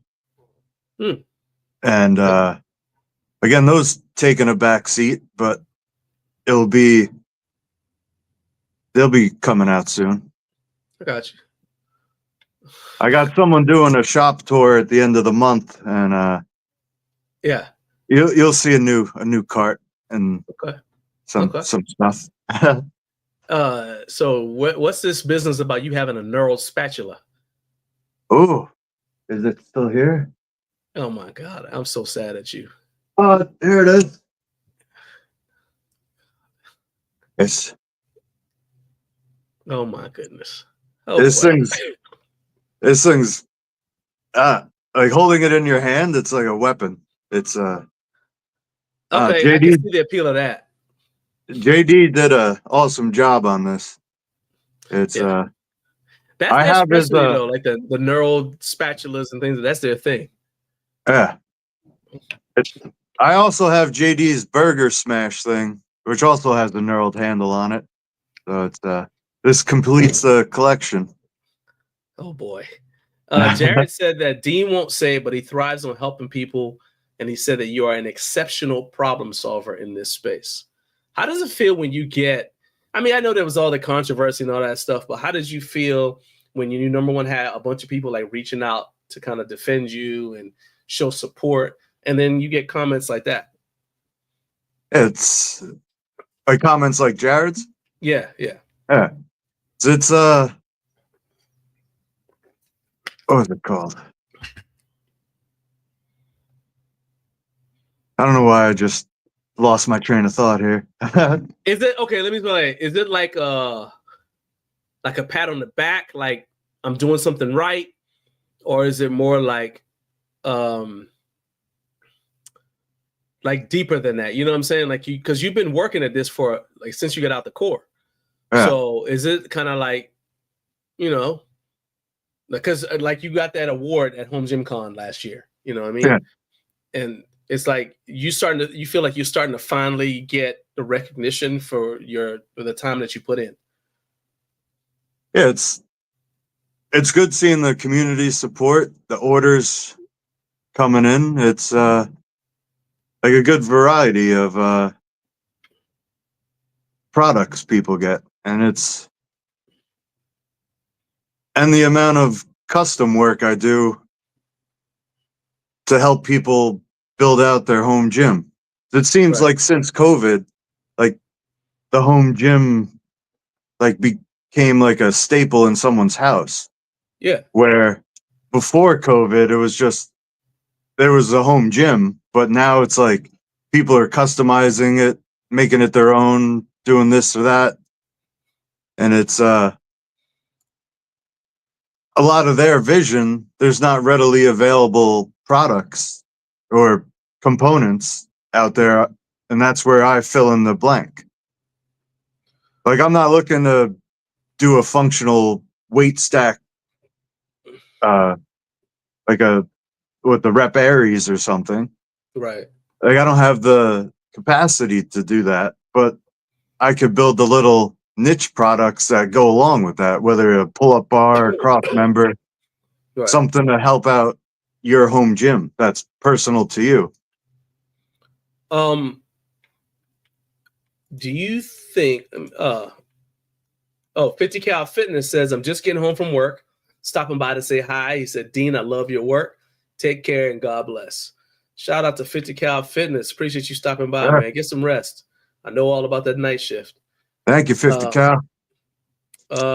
Addict said, I need that spatula. Don. No, you don't. Yeah. Don, stop. Yeah. JD Jim and Quip says, much appreciated, brother. Hey, man, I got to get you back on the show, dude. I need to get you back on the show. Eric says, yeah, that's actually a good point. He says, Dean still needs to put his own home gym together. You got a bunch of dang. I still remember when you built a power rack just so you could show the attachments that you have for power racks, which I thought was funny. Because you're like, yeah, I'm not interested in making power racks. But then when you went to Home Gym Con like that first year, everybody was like, oh, this power rack is awesome. And you're like, yeah, but I don't want to make these. I just made that so I could hang stuff on it. Yeah. Which I thought was cool. So what do you do? I mean, if you do have I guess it wouldn't technically be a home gym because it's at your shop. Like, do you work out on that thing? Well, I have a home gym semi set up, but okay. I just getting the time to get into it. Yeah. I'd love to find the time, but it's just taking a back seat right now. So you said your home gym is semi set up. Is it pretty much all stuff that you made, or did you also buy stuff from other companies? I have what was it, the Rep AB 3000 bench. Okay. And was it Bowflex adjustable dumbbells. Okay. But other than that, everything is something you made. Yeah. I got you. That makes sense. Like I said, I mean, it ain't like you don't know how to make the stuff. So, looks like somebody's trying to put product orders to you here in the chat. Carp said, I need some 14-inch cross members right now because Rogue will not sell them to me. So if Dean can do one similar with his logo on it, I'm going to hit him up. So stand by. You're going to be getting a message about that apparently from Carp. He's joining the VHS gang soon with Jared Martin. He was the first person to bring that bar to life. And it's something unique, and it's one of my specialty bars. It's become one of my more popular ones. You said Carp is about to get one? Yeah. Okay. It should be shipping out next week to him. All right, Carp, you got a bar coming. Yeah. Shipping next week.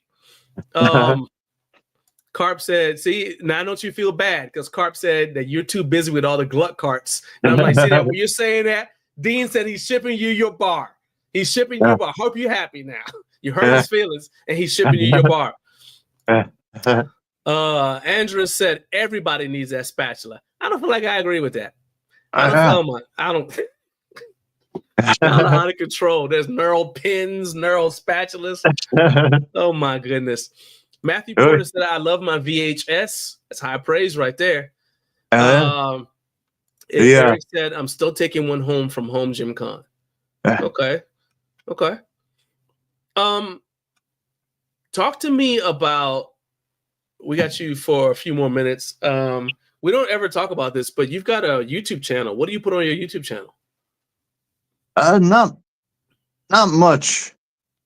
Like, I really should make a quick video, like how to assemble the cart. I've shipped out over 100 now. Yeah. With no instructions. And it's But I mean, but you're sending it to people who probably can figure it out. Yeah. They're kind of, I got you. But yeah, it's you should. It's when that person who's going to your shop, who I know, but we're not revealing, when that person is up there, I suggest you get them to make you some videos. Yeah. That you could put on your YouTube channel. Yeah, we're gonna do it. All right. Because they're making stuff for their channel. But my suggestion is, since they're up there anyway, they could shoot some stuff for you that you could then just upload to your channel. You know what I'm saying? Because they'll be there. Because it seems to me like the problem you have is like you're trying to make stuff and you really don't have time to be shooting videos and figuring this and that out. But if they're going to be up there anyway, it's kind of like what I did for when I was up at David's. I shot some videos up there for him that just because I was up there. You know, and next time I'm up with Gorilla Strength, I'm going to do it again. Right. Because like, to me, it just makes sense. It's like, you're good at making the stuff to the point where you don't have time to stop to do videos. You're too busy making it. So I'm like, hey, somebody shows up with a camera, be like, hey man, since you're here anyway, shoot this video for me. You know what I mean? Carp said, what do you get for the guy who has everything? You get him a neural spatula. Y'all are out of control. Yeah. Kurt said the VHS is the way. Yeah. And Michael Brantley says, take it from somebody who can barely assemble the easiest things. I didn't need instructions, so that says a lot. Oh, there you go. Did you notice that Rory has a VHS on his Home Gym Con shirt? Yeah, I saw that. It was that was cool. He slipped that in there. And he sitting up against the wall. It's he like incorporated like the home gym community into a t-shirt. Like, not only my bar, like there's all little he used the term Easter eggs, I think, in a conversation he popped in the shirt. Let me we're here talking about so before we go to that, so Carp said he could probably make you a video of the assembling the dumbbell cart. All right. Yeah. Yeah. And I think Jake says something about that in one of his in his last video, where he mentioned he's like, there's all these different niches that are untapped in the home gym space. And like you have people like Matt Pendergraph who takes pictures, like his thing is he takes pictures of products. We kind of need somebody who'll do that with videos, like assembly videos for different pieces of equipment. And that right there is an example of it. It's like you've got somebody like Carp. If he's got it, he can go ahead and basically show how to assemble, any products he's got from you. So I'm going to pull up the VHS real quick. I want you to kind of go through it and just talk about like how you got the idea to do it and then how it ended up the way it is right now. So this is your VHS bar on your website. All right. So first of all, it looks like it takes specialty collars. Is that right? Yeah. Yeah. All my bars are like an axle bar. So it needs the specialty collars. All right. So talk to me, like, this thing looks unique, right? It's like a Viking press. It's a hammer curl. It's a seal row. What gave you the idea to put all of these things together into one bar? Like, my favorite bar is my hammer curl bar, which is very similar to this, and probably one of the two videos I have on my YouTube channel is of the hammer curl bar, and Jared wanted a rackable version with an extra set of grips.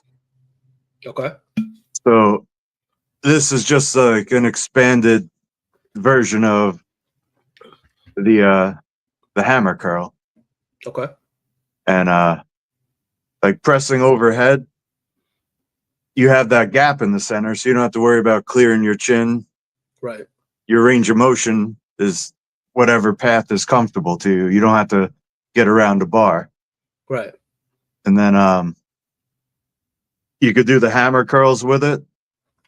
Or say you have like a chest supported or a Darko thresher pad off your spotter arm to do seal rows. Now you can grab the bottom handles there, seal row, and you have the space to get your range of motion. You're not hitting into the spotter under you. But when I'm saying, like, when you're making something like this, I guess what I'm saying is, like, so I get ideas, and I'm assuming that most of the people who are watching this get ideas about, like, oh, I wish this could do this, like using it, right? Yeah. But is it like you're just looking at your bar and you're like, I wonder this? Like, does it all just happen in your head and you just start brainstorming like, oh, well, what if it could do this? And what if it, you know what I'm saying? Like, you start thinking like about the possibilities without actually using the bar. Yeah. It's crazy.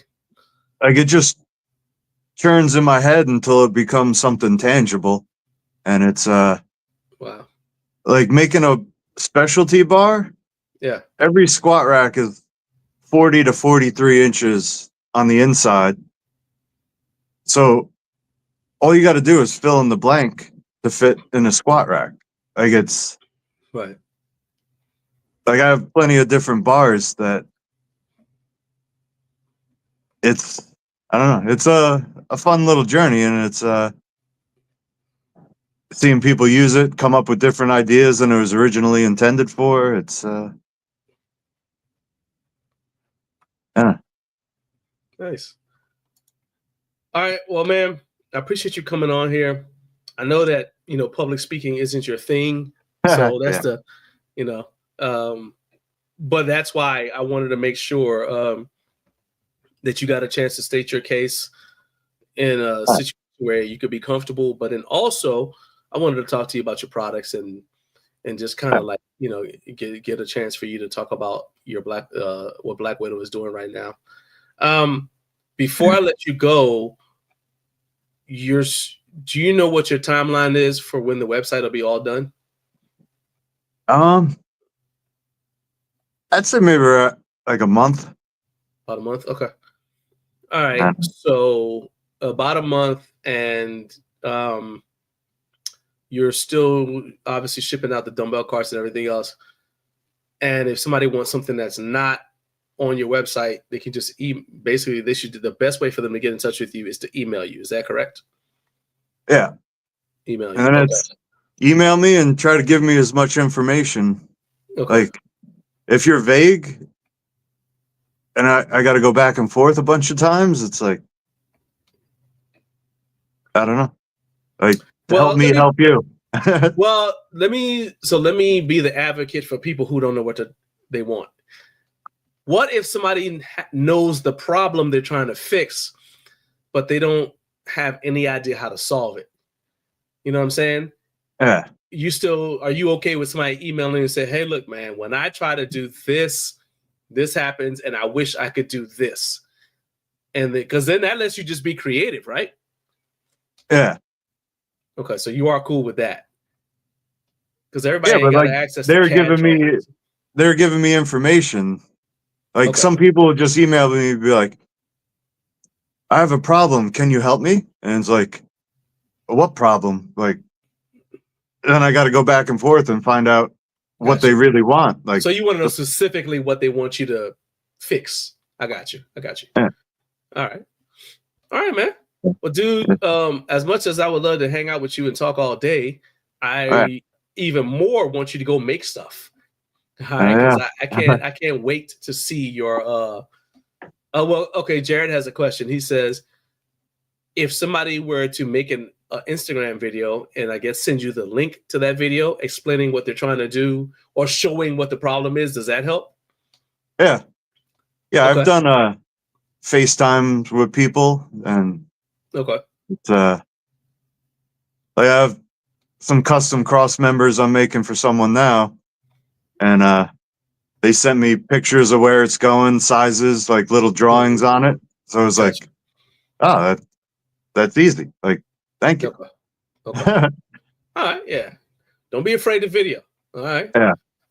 All right, dude. Tell everybody your website again so that they can I already got the banner, the thing going across for your YouTube channel, and obviously they can follow Black Widow TG on Instagram. Go ahead and give them your website. It's blackwidowtg.com, and then there's plenty of options on there. Like I said, I have 140 products I make, and it's a little bit of anything on there. Grip stuff, specialty bars, custom pieces, whatever you need. Awesome. Well, dude, man, I appreciate you being here, bro. You thanks for having me.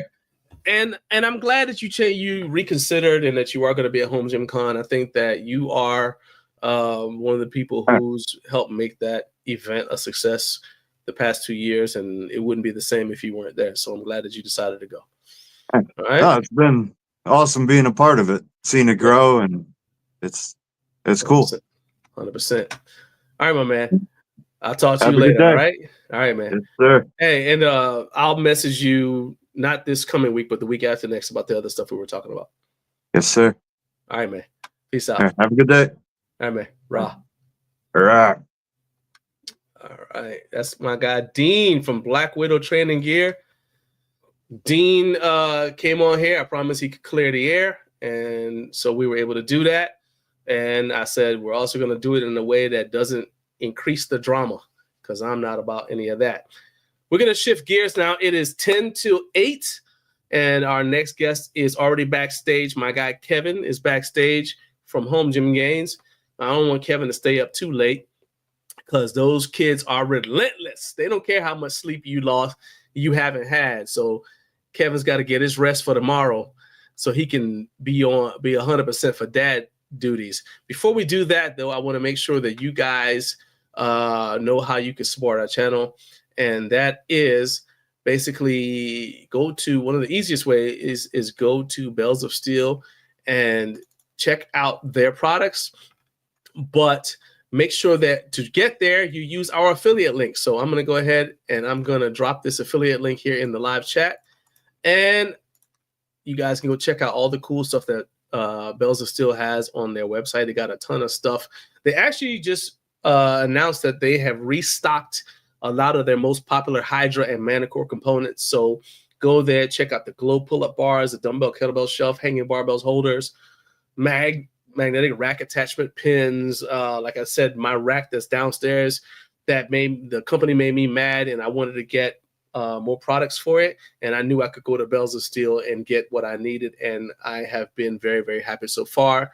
Jared's just got some roller J-cup monolift attachments. He's been, rubbing in my face, and so they got all kind of cool stuff on there. Plus, they are a reputable company with outstanding customer service, and so I have every confidence that if you go to them, you will be happy. And if you would like to support the show, you can do that by going to bellsofsteel.us and using that link that I just posted in the live chat. And if you're watching on replay, shout out to the replay gang, you can go to the link that's in this video description in order to support the channel. All right. Now, it is almost 8 a.m. over here, which would make it almost 6 a.m. Mountain Time Zone. Shout out to you guys. Thank you for getting up way too early with Garage Gym Life. This is one of the most unique shows on YouTube.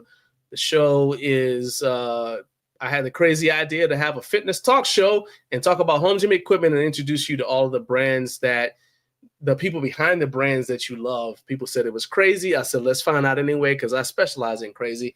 And over a year later, we are still here, and that growth is because of you. So do me a favor, help us keep this train rolling. Click like, click subscribe, because I would love to be able to keep on bringing people like my next guest, Kevin, who's coming all the way from Japan, the Home Gym Gains channel. You need to, guys, make sure that you subscribe to Home Gym Gains. He is putting out some fire content out there. And so, Kevin, are you ready to go?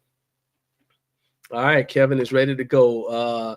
He said for y'all, let me just read what he said in the private. He said, let's rock and roll. I'm ready. Better get that hype music ready. All right, so let's begin by saying, what's up to Kevin? Oh, look at that. He's flexing. Big Kevin in the house. What's up, man? What's up? Thank man? you. What's up, everybody? Kevin's here, got the club do ready to go. Got it tousled a little bit to the side, frosted tips. Okay. He's out of control. Yeah. This is already off the rails.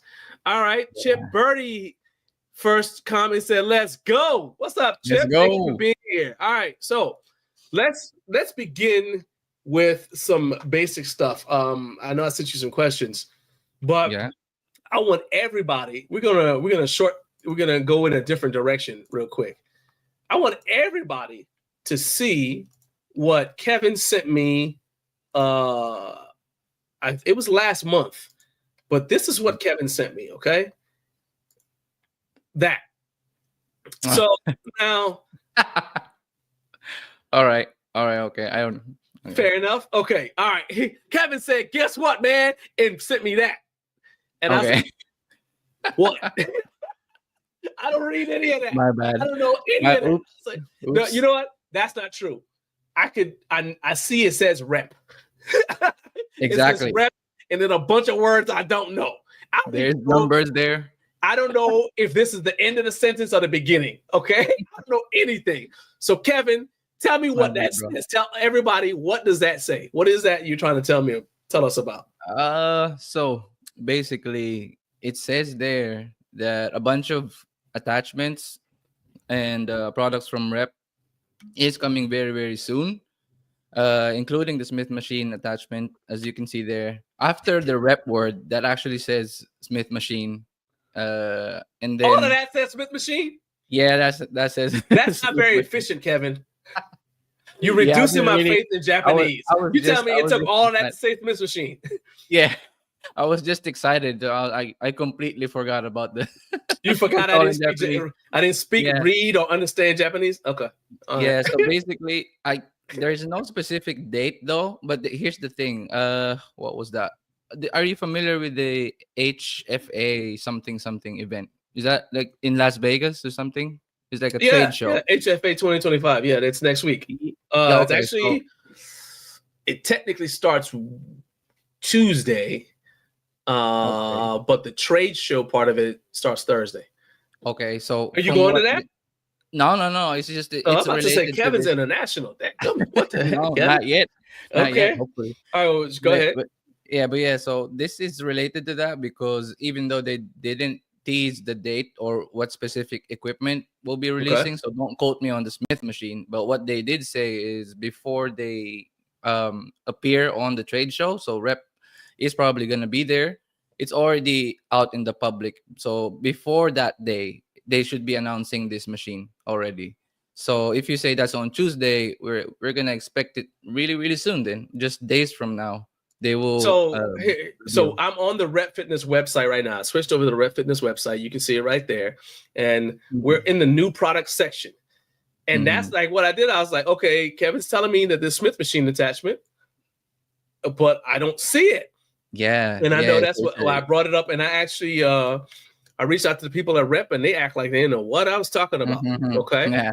They didn't even, they literally wouldn't even answer me, right?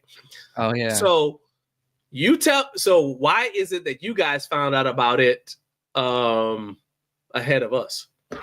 I guess it's just a business thing. Like, like the Rep is partnered with the guy who shall not be named because I'm going to lose my resource. Okay. So, yeah, like they're direct partners. So in order for them to sell something, I guess like they have to at least show a little bit or give a little bit of information, at least the date. So even though I was pestering my guy, I was like, just tell me the equipment, just tell me. And all he could say was in that picture as well, the one you showed. It says that equipment. So when it emphasizes that it's that equipment, so that means it's probably the one that's we've been waiting for, including the leg curl, whatever leg extension attachments for the power racks. So think everything that is being like everybody's being excited that Rep should be able to release. So that it's probably that one, and it will be released in probably just weeks from now or just days from now, and it will be sold around May. So that's why there's number 5 in that picture. So that means May. Okay, Kevin. First of all, you just told me that there's a number 5 on here. Okay, let's go back right at the bottom. Where's the 5? Where, Kevin? A hole in the wall. It's just you're almost there. Right here. Just go a little bit higher. Almost there. Yeah. Keep going, and then stop. There you go. Good Lord. Okay. So I recognize Rep, and I recognize 5, and and all of that says May. Yes, all that says May, and it says it'll be sold in May. Whatever. And all of this says Smith machine. No, not just that. It says there's the product that's been waiting for a long time. It's gonna be released. So it's either that or the pull-up attachment for the Aries 2.0. It could be anything. Gotcha. Okay, but you think it's a Smith machine. All right, so Eric is trying to guess who your contact is. I'm gonna say that that's not your contact. Am I right? Adam Youssef is not your contact. I didn't think so. I did not think so.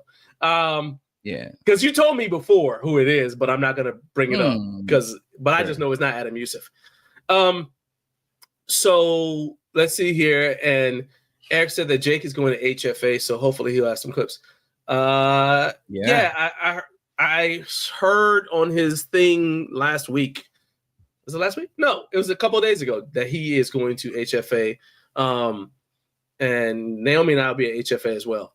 So there you go. Yeah, you'll be the one. You'll be the one to show us, bro. Yeah, I'm gonna go find out. I'm gonna walk up to Rep and say, Kevin, and because I know Kevin, because that's how I'm gonna get in. That's how I'm gonna get them to reveal everything to me. I'm saying, I know Kevin.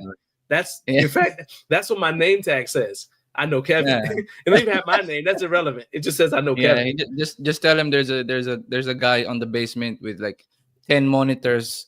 Yeah, like, wearing blue light blocking glasses, and he knows everything. Kevin's got all the info. All right. So I noticed. Let me see something here. Did you before? Let me make sure I can. Am I going to get mad? Okay, because I didn't see that whether you had answered me on WhatsApp or not. I was like, I know I asked this dude if he's all right with sharing this video. He ain't answered me yet. No, So I was did. like, let me just get. But I just saw the answer. I just okay, we're good. Okay. We're good. We're good. So let's go ahead and transition to the next thing. I said you've been crushing it with your video tips. Thank all right, you. you talk about Thank packing you, on muscle and all that. So yeah. is your recent content stuff that you've wanted to, like you've always wanted to put out? Because you said that you were kind of combining the channel you have now with your podcast, the podcast channel you used to have. So did you always intend to kind of like start putting out stuff, the kind of stuff that you're making right now? Yeah, actually, it's a mix of both, like a mix of a bunch of things. I did plan what kind of channel it is gonna be. Like I wanted to basically reach the general population more. Like it's something like a video would have to be clear enough that my mom would be able to understand it. Like she has no idea about training, which I'm pushing her every single time. And also my wife, So you made the video, I'm getting too big and I should stop, for your mom. Yes, exactly. Or like winter bulking arc or something like that. Like okay. All right. But yeah, basically like there's no like terms or like fancy words that is supposed to be used in there. Like that's my goal, is for everybody to be able to transition or ease into training. And I found that my first channel was too niche. It was like too specific. I didn't really get to help a bunch of newbies, I would say.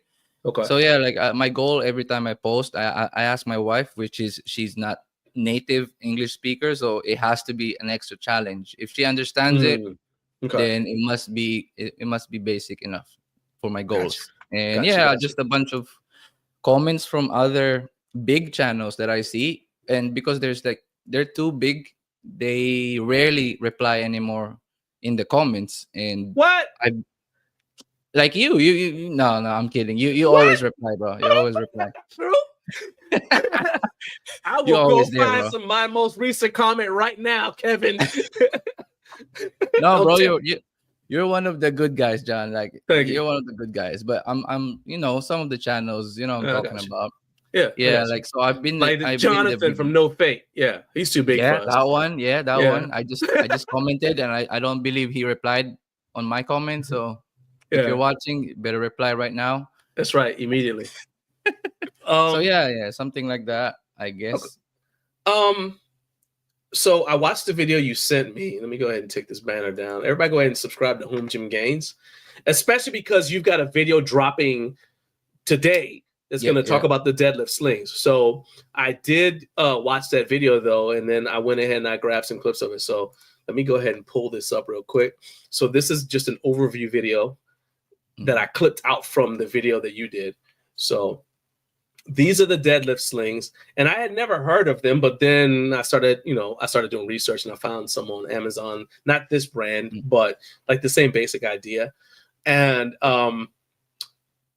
I am curious about these. I got a lot of questions.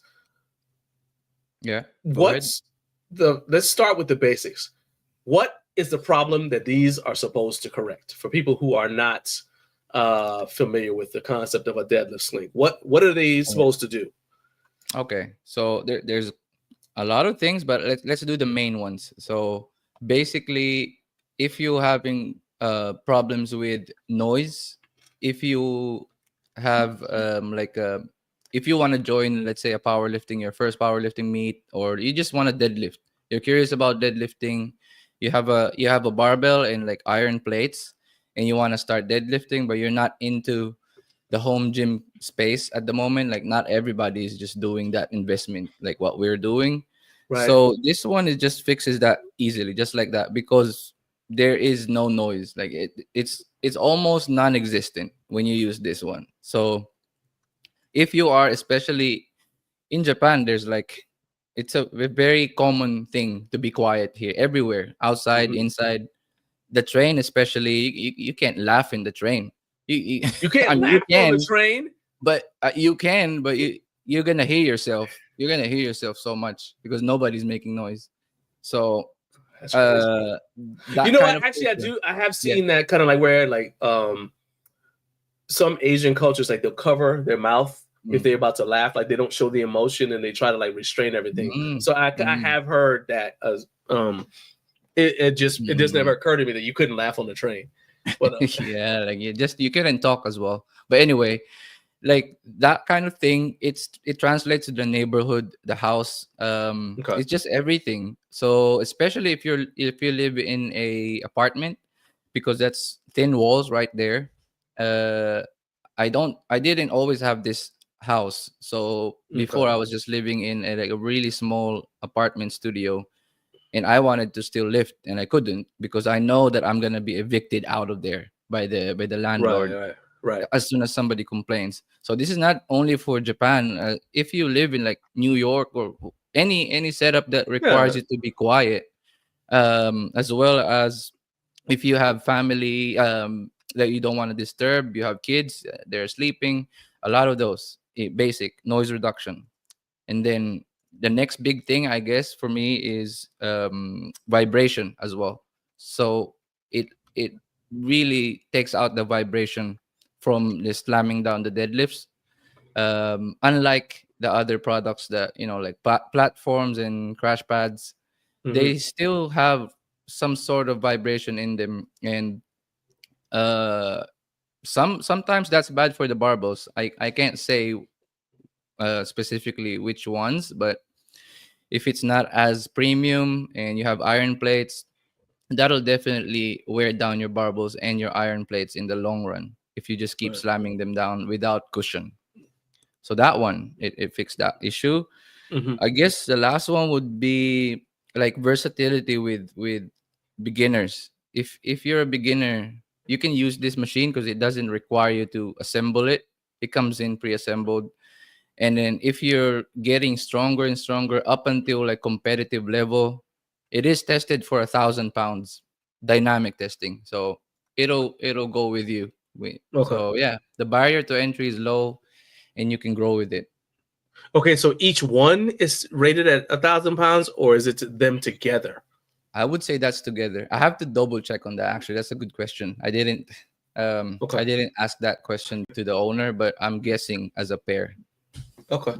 So when the last time you were on, we checked out your home gym.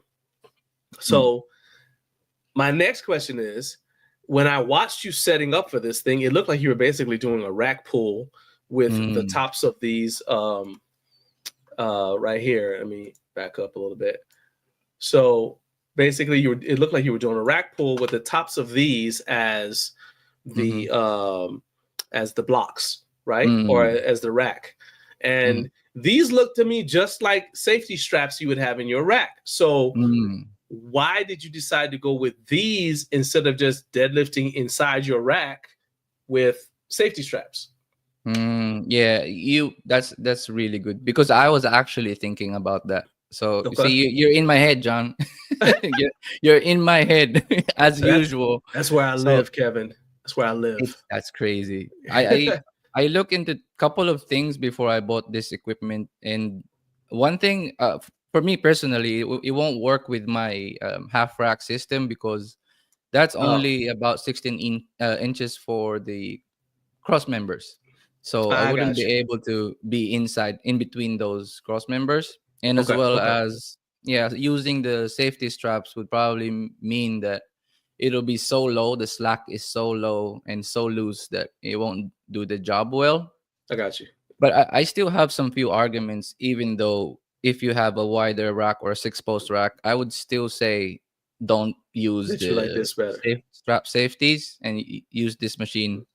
And here's Why is that?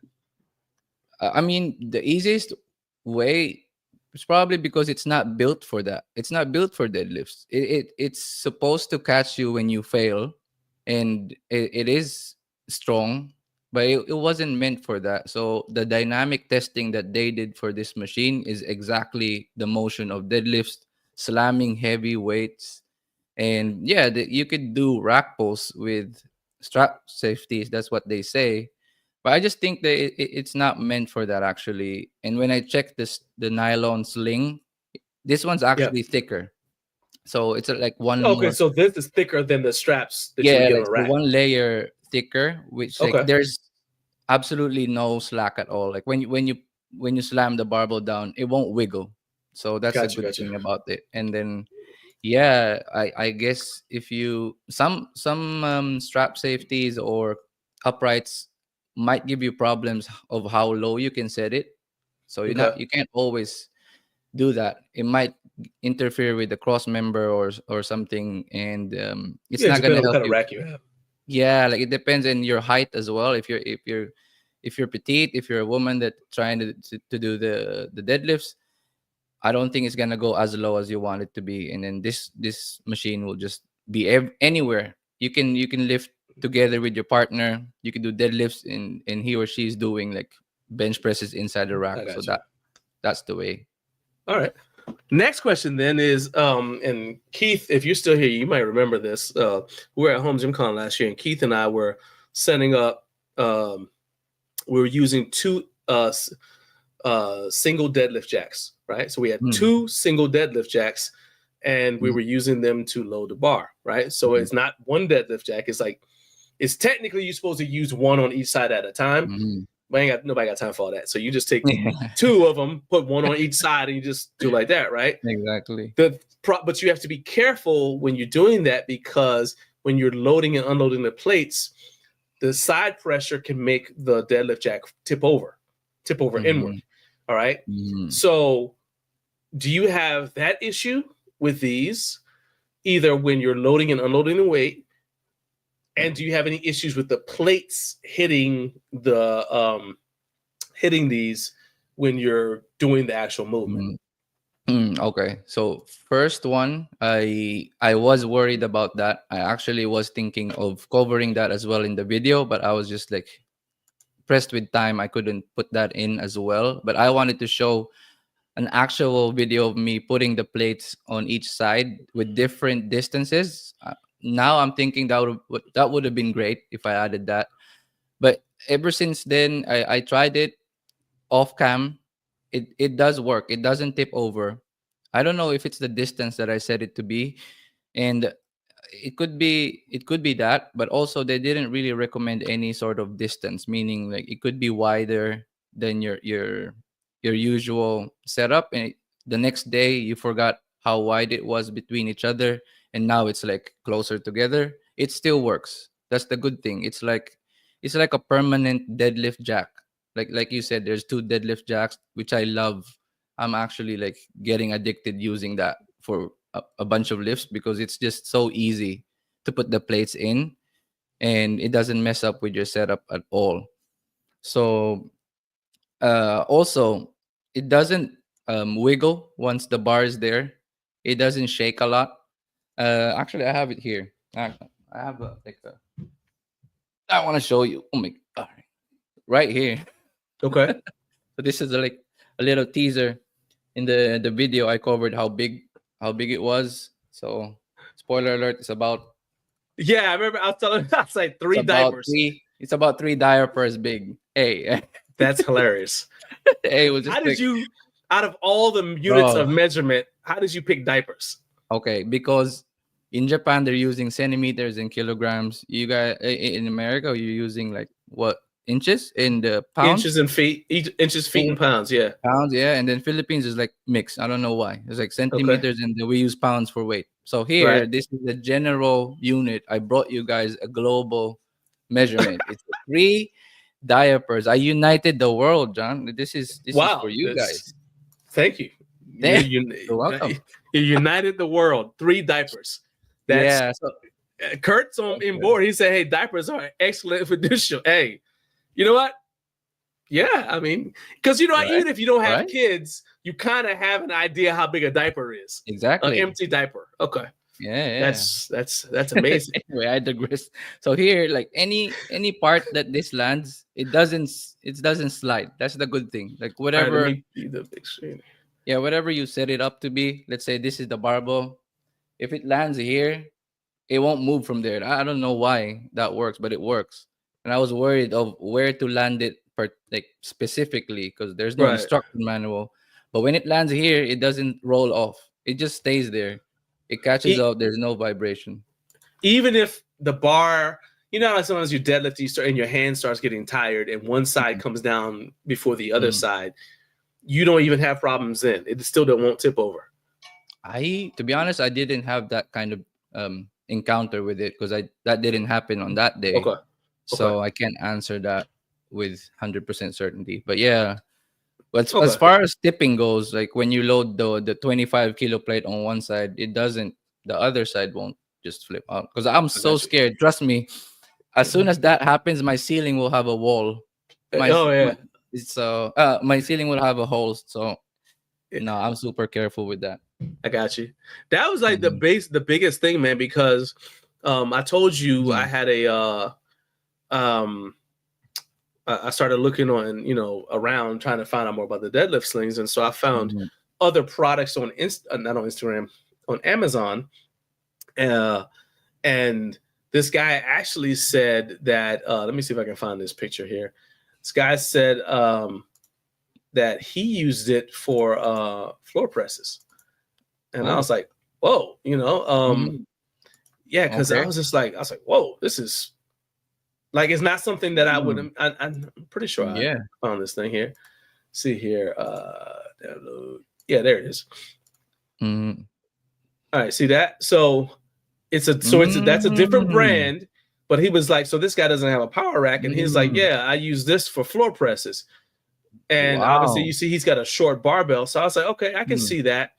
Or like in the situation like we were talking about, somebody else might be using the rack and you just want to do floor presses over here. Now you can use this because this is actually, this setup is actually better than crash pads, because if you had crash pads, you would essentially have to roll it forward off of the crash pads. Exactly. Else the crash pads would get in the way when you're coming down. You know what I'm saying? So I do like this setup. Now yours are not adjustable. Yeah. Correct? They're just the height that they are. Because one of the complaints that there are two complaints that I saw from the ones that are on Amazon, including this one, it's in the thing. That one, those right there don't come fully assembled. Yours came fully assembled. Those you had to put them together. And so people were complaining because they said like there's parts missing, the plastic that's supposed to go in to there's the plastic inserts they weren't getting. You got it, and it was 100% put together. All you had to do was just take it out and get to work. Am I right? Yeah, exactly. Okay. Yes. So that's true. All right.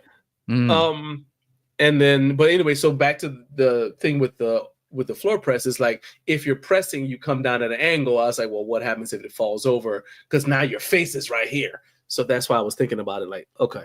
Yeah. I haven't tested it actually. Now you got me curious doing floor presses actually, because I'm going into like a powerlifting phase probably starting next month, and then floor presses I've heard are. Now I have a question for you. Like, what do you think is like the benefits of floor presses? Because I've never tried those. Maybe one time with a dumbbell, but not really. Like, do you think that translates more into strength than muscle hypertrophy, or both?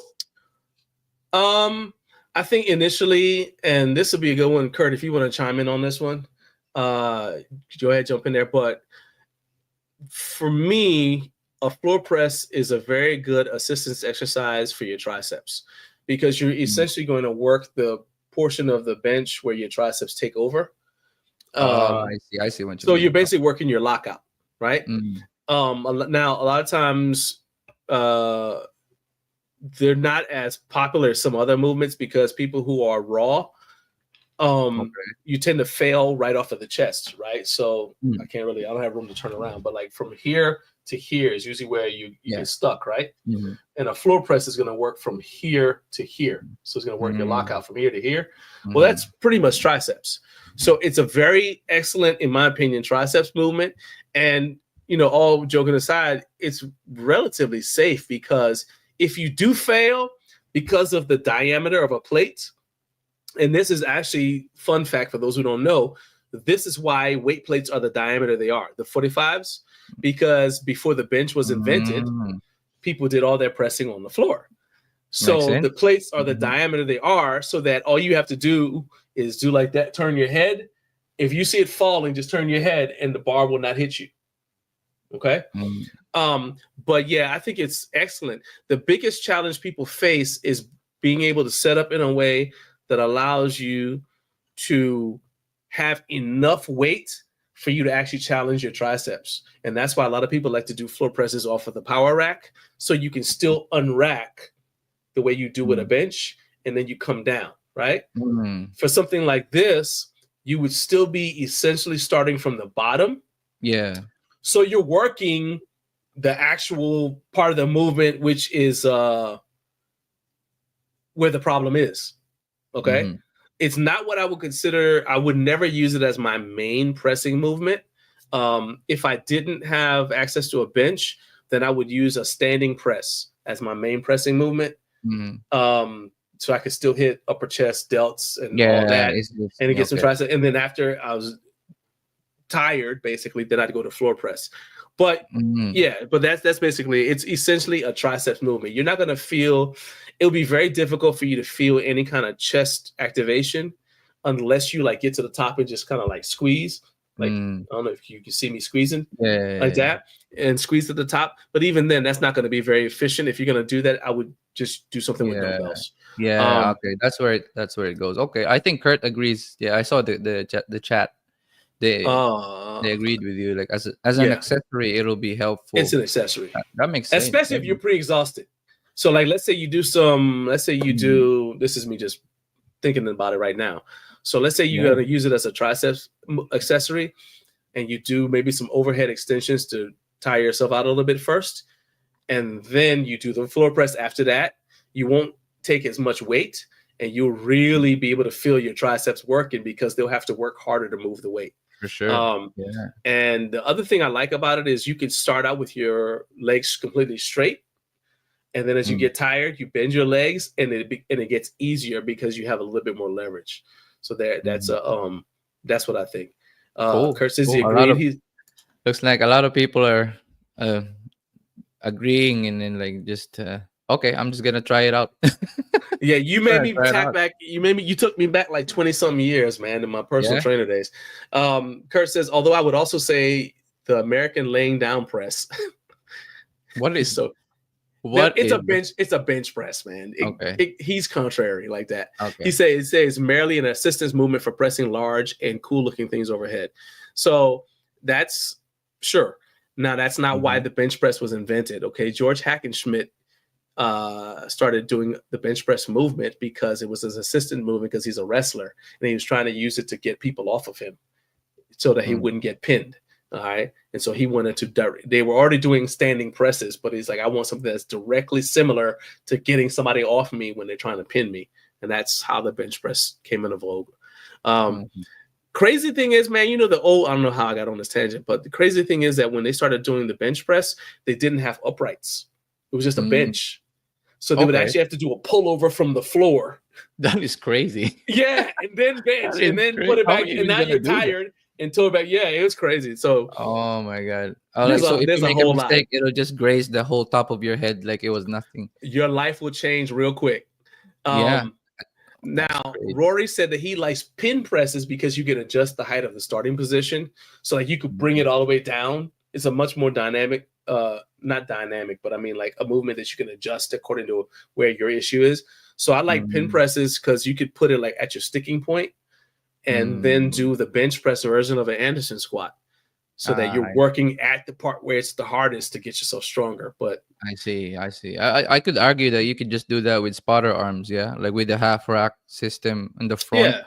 You could just use the spotter arms and just cut. Depending on what size holes you have, because if you have 1-inch holes, then your spotter arms are gonna potentially not line up with where your sticking point is. That makes sense. So that's where the whole west side spacing thing comes in. But I guess I can see why the adjustable sling rack would have an appeal because you can adjust it. I guess you can use it for floor presses if that was the point, like pin presses. I mean, I just wouldn't put too much trust on those products. Like some of those products in Amazon can be shady sometimes, and then like Yeah. You don't even know if that's a real thing. They And good tested. luck finding a company if Yeah, something goes wrong. good Yeah, luck good when luck. something goes Yeah. wrong. Like unlike the ones that I bought it from, I know them, I trust them, because of the other products that they already Right. sent out. And then yeah, like one thing is like the trap bar that's also not it comes with like I don't know, like few pieces, like the hex bar trap bar. Yeah. It doesn't come in as a solid piece. You have to still What? put it together from Amazon. You know that one? No, and I'm not gonna get that. That sounds crazy. Right? They do That, sell that. So when it comes, I didn't if buy you it. buy that, you hate yourself.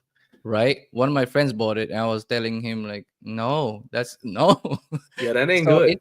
it's something like that. I would say the less attachments it has, or the less parts it has, Yeah. the stronger it'll be. Oh, Right? definitely. 100%. Definitely. So I wouldn't buy that one, I guess. So Carp said, going back to the deadlift jack thing, he said, yes, they're designed to be all the way against the sleeve, because if you have them in the middle of the bar, they're going to flop sideways, which is essentially what we were saying earlier. Matthew said he agrees with what Rory said. You can't really go wrong with just using that as your life motto. I agree with what Rory said. Yeah. Here goes Kurt talking about George couldn't hack and Schmidt. So obviously I'm being a silly goose. I know, man. I know. So let's go back to the company, because you said the company, it's NGA, and you said they're a Korean company, right? No, it's made from Korea, but it's actually just started here in Japan this year. Okay. Hold up. The product is made in Korea by a Japanese company. Yeah, like it's like just rep sending it out to China to make it. I got you. Why would they use Korea? I mean, I don't know. Korea That's why I'm mind boggled. Why? I don't know. Korea, or at least South Korea, has a legit weightlifting community. That's what I said. Yeah. I was like, yeah. So when you would say in Korea, I was like, this is a Korean company, and I was like looking. I was like, it didn't pop up, but now it makes sense. They're actually a Japanese company, and they're just manufacturing in Korea. That makes sense. Okay, yeah. so I think that's the reason why. Yeah, they're quite new. But they did have some few products that one of those I already made the review. It's just the barbell collars, the magnetic ones. I remember your NGA thing. Let me ask you this though, because you said that there's a warranty on these things, right? Yeah. All right, and 90-day warranty on the strap. Yes. And so it looks like it'd be pretty easy to replace the strap. You just take those bolts off. And put the new one on. Yeah, I haven't gone on the actual testing myself, because I don't know, maybe that'll void the warranty, because I have to still but looking at it, I was just trying to look how easy it would be, but I think it's just like a 2 to 3 steps kind of thing. Just unbolt. I mean, it looks pretty easy. They're gonna send you the actual sling strap, and then just put it back in, and it'll work. So the crazy thing is, you said that there's only a 90-day warranty on the sling part. There's a lifetime warranty on all of this, but the strap part is only in 90 days. So how much is the replacement set of these straps? Oh, I don't know about the price. I didn't ask them the price. Because thinking about where you are, if you had it, like, let's say something goes wrong and it's past the warranty period, well, you're like, well, I got to get some new straps, because you don't want to buy the whole thing again. That's right. It's like, so you gotta, because I'm like, hey, maybe you might want to go ahead and get some replacement straps now. Oh yeah, you know what I mean? Sense. But then again, because I don't know, maybe just like they just have to put a number out there for the sling, for the straps, because the metal, I know the frame, I think they make that here. I don't know, I'm not really sure, but it could be the reason why is just they ordered that strap from Korea or something, that so they have to wait for between shipments or something. But again, they tested it for about 1,000 pounds, and honestly, I don't think I'm gonna reach that anytime soon. Like, well, I'm not talking about that. I'm talking about like just it fraying, because a barbell has knurling on it. Just for example, so every time you're using it, you're gonna have to move it around. You're gonna move it around a little bit side to side, just adjusting it, getting it in, whatever. There's gonna be some side friction, which is gonna abrade the nylon. That's more what I'm looking at. I mean, even if I had a cargo strap when I worked for a power company, we had cargo straps all the time, and you could always see they last forever, but you'd see some fraying just from friction back and forth. I see. It probably. I'm just curious about it. I actually I wouldn't think that it's expensive, given that this whole company's like brand logo is minimal, lowest price possible, like no branding, shiny things at all, and they try to cut the cost however they can. Sure. I'm guessing because this product in it, like the whole product itself, isn't expensive, so I think the strap itself isn't too bad. Yeah, not too bad. I probably ordered that ahead of time. That's right. So Rory has gone researching on Google because he wanted to know what the record was for that old style pullover and press I told you about. I didn't remember. I know it was a lot of weight, but he said the record for the old Hackenschmidt style press is ridiculous. So I think it's over 300 pounds with the bar starting behind you on the floor. All right. What? So he said, I'm trying to look up the actual number. And then he found it. He said in 1916, somebody did 365 pounds. So that's basically a pullover and skull crusher into a bench press with 365. Okay. So compared to that, we're all snowflakes in this era. Oh, definitely. What happened to the people? I mean, wow. But here's the thing, man. It's like, when you have no choice but to be strong, you gotta adapt. Yeah, you just become strong, or else you say, "Well, I just." And it's not like everybody was doing 365. I mean, it's a record for a reason. Just like the Steinborn, the record stood for a long time because nobody else could do it, or nobody else could do it with that much weight. So I get you. But some of those dudes were super strong and didn't look like it because they just didn't have, for some, in some cases, they didn't care about looking like the way that we think people who lift weights should look now. But and in a lot of cases they were also gymnasts, so they didn't want to necessarily get big. They want, because they still had to do like all the gymnastic stuff. They were wrestlers, athletes, so they're like, I just can't get big, but they just end up being ridiculously strong. That's why that's why the kind of videos in YouTube that I see has some appeal to it, like the era, the silver era of bodybuilding before all the the enhancements came into place. They're just tough. They just want to train. They train hard. Yeah, it has an appeal. All right. Did you watch that video I sent you about Tommy Kono?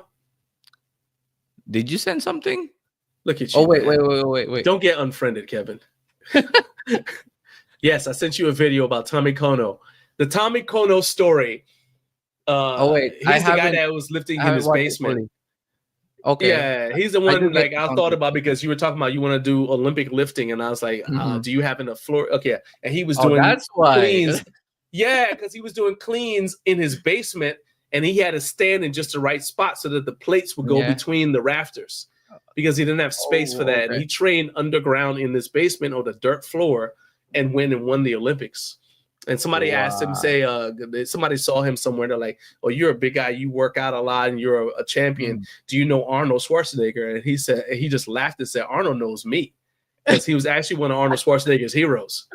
That is like, they say, wow. Yeah, Arnold was like, Arnold met him and was fanboying because he was like, "Man, this is my hero growing up." So wow, cool. Okay, talk about focus. Okay, focus. Rory said weight class divisions of powerlifting and strongman prove that you can be strong as all heck and not be big. Luke's Garage Gym has arrived. What's good? What's up, man? What's up? All right, man. So we've got you for a few more minutes here. What do you have coming up next week? Let's talk about, I know what's coming up later on today, but what do you have coming up next week that we should be on the lookout for from your channel? I guess I haven't really thought about a bunch of content lately. I'm curious, like how you think about your content strategy at the moment, because right now I'm just going off of what has already been out there in YouTube, because I'm running out of like new ideas at the moment. And but I guess I'm always just gonna go back to the beginner friendly content, like starting out in your home gym, as few equipments as possible or something, or maybe even a reaction video. But I'm skeptical with that one because I don't want to be that guy who just reacts and somebody does a bunch of effort in one video, I'm just there commenting. I don't know. So, my approach is a little different. So we got several people who have YouTube channels who are watching this show right now. We got Rory, Luke's Garage Gym, Kurt Locker, so and excuse me, Carp. And if you're watching on replay, go ahead and chime in and put your answers to what I'm about to ask in the comments as well. But so I'm going to tell you how I do it, and then I want to hear from you guys who I named. You guys go ahead and just kind of like throw like an answer, like how you create, like how you go about with a content strategy. All right. So for me, the foundation is like I'm trying to shift my channel to being more about this show, okay, and more about reaching out, you know, getting people to come on so that we can help them share their story.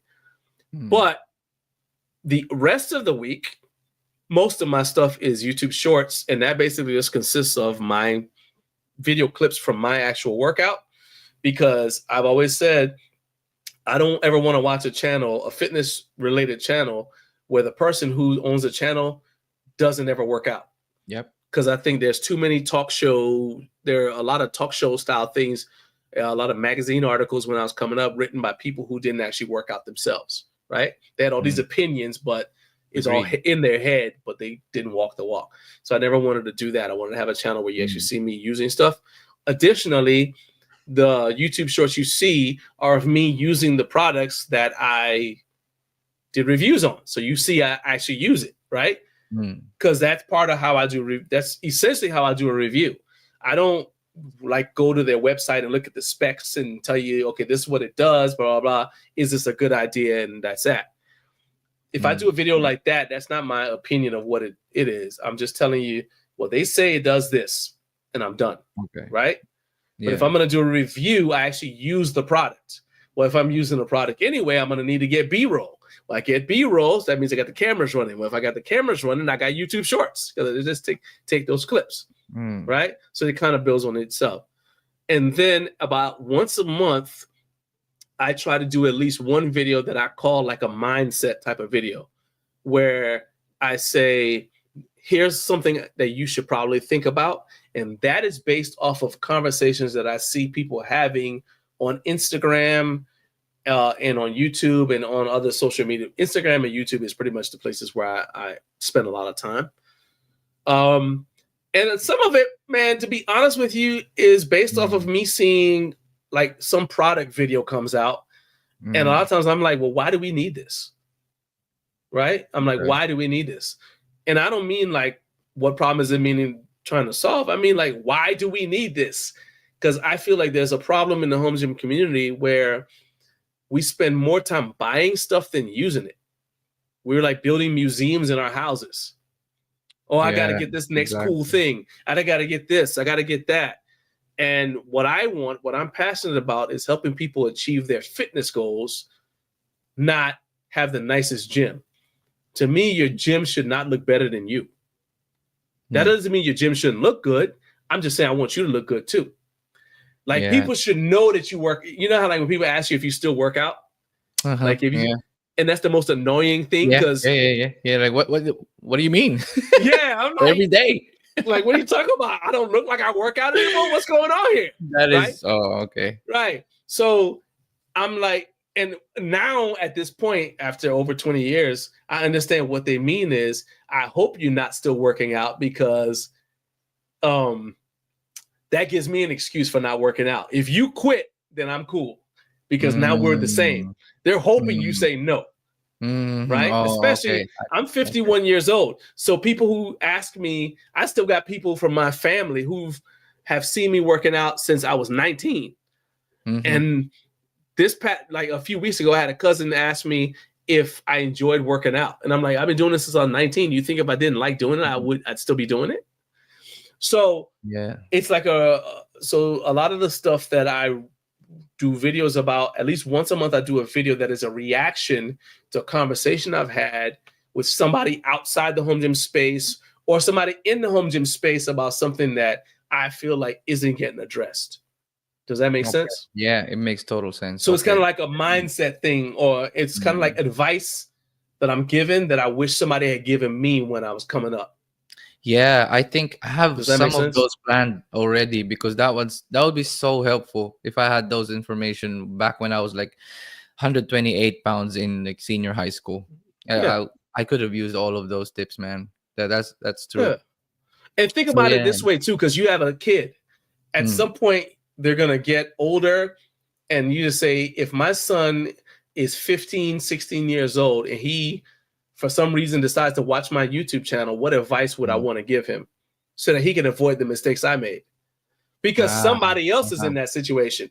So my channel is basically advice that I wish I had gotten. I wish somebody had given me, or it's advice that somebody else did give me and I'm just passing along. And then my wife does videos as well, and her thing is the same thing, but for women. Okay. That makes sense. Women they need more of that. They need more of that. For sure. It's like, we want you to be able to relate to us and say, hey, look, I'm not perfect. I'm not where I want to be, but I'm still pushing. I'm further than I was. I'm actually stronger than in some ways than I've ever been. And the same thing with her. She's like, we're struggling, but we're still going forward. You know what I mean? So it's basically that. That's like the foundational thing. Every week I say, what is something I wish somebody had told me? And then we go from there. And in general, though, we try to plan out our content a long way in advance. So this is advice I can give you. And then I'm going to read what Luke put. Yeah, I think it was in line with what Luke just said. What you said is totally the same for what he said. He said that. So you think, well, this is more like a mechanical how to do a thing. So you know how sometimes you get like a ton of ideas? Yeah. And you're like, okay, write all of the ideas down, even the crazy ones. And then when you have time, shoot as many videos as you can. Jonathan does this too. Okay. I get that. Shoot as many videos as you can, but don't release them all. That way you have some stored up for when you have like, man, I can't think of anything. Okay.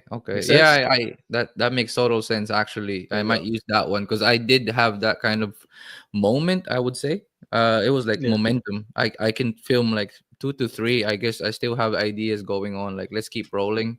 I don't know why I didn't continue that, but that one is also good. And as well as I just saw Luke's one. He said just do whatever makes you happy, not just to please everyone else, and be authentic. That's because you said like, what would you have done? Like, how do you help yourself in the past? Like, what would you need to hear? And that would be like, if I had to channel all of that mindset, I have so many things to say. But I've been stuck thinking like, what's the best strategy or what's the best content lately? I'm like, I don't know, I'm lost. But yeah, this is super helpful. Thank you. So and now I'll tell you something else. Nobody ever thinks about this. You walk in your home gym and look at your gym and say, and look at everything you have. Have I already done a video about this?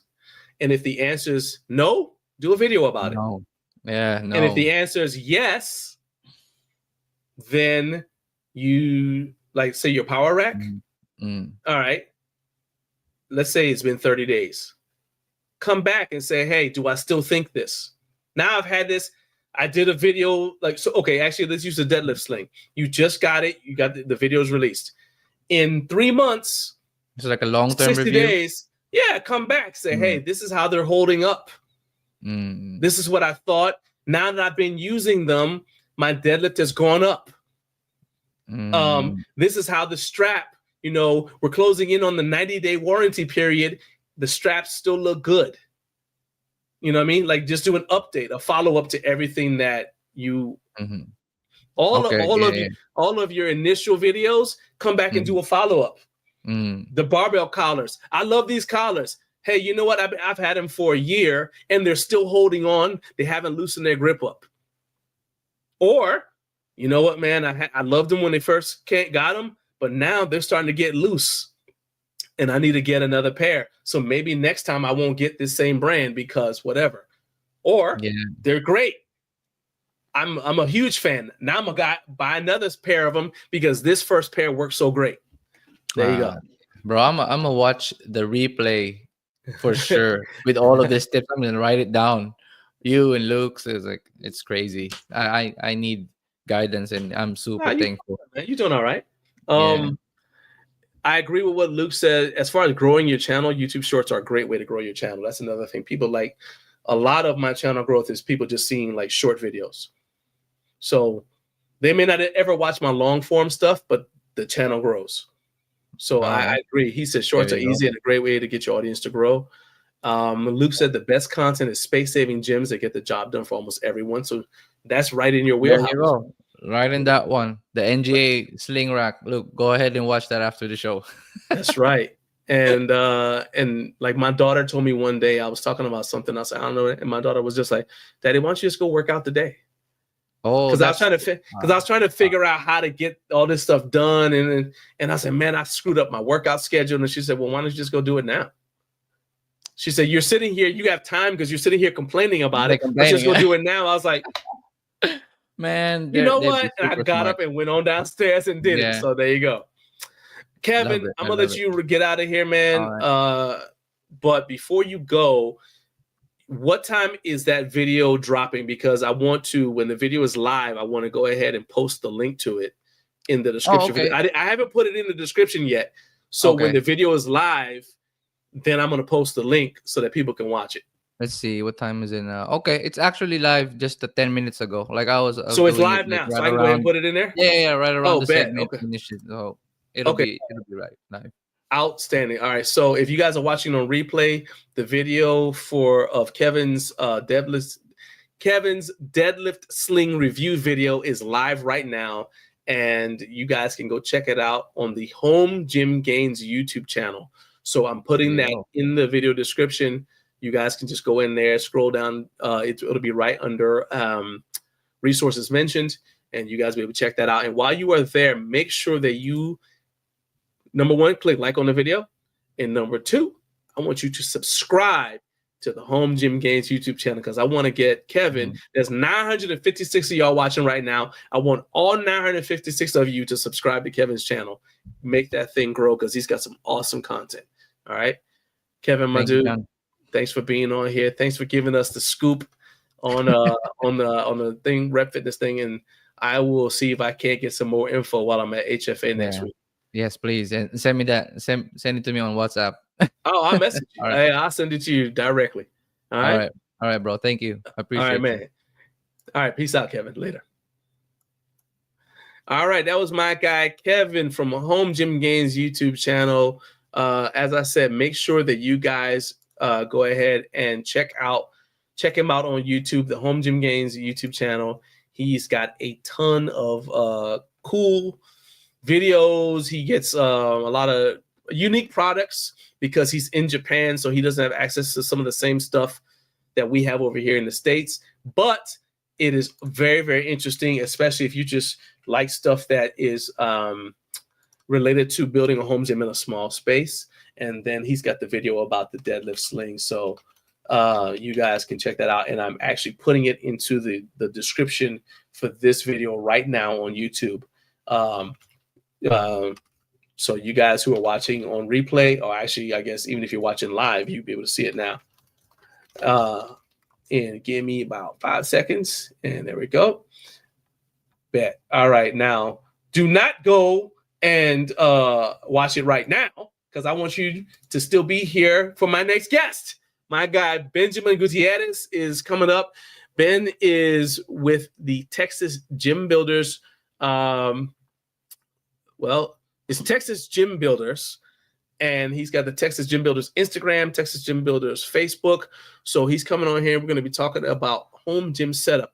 But before we do that, I want you guys to take a second and check out one of our channel sponsors, and that is Ion. They make what I consider to be the finest weighted vests on the market. And go ahead and check out some more about it.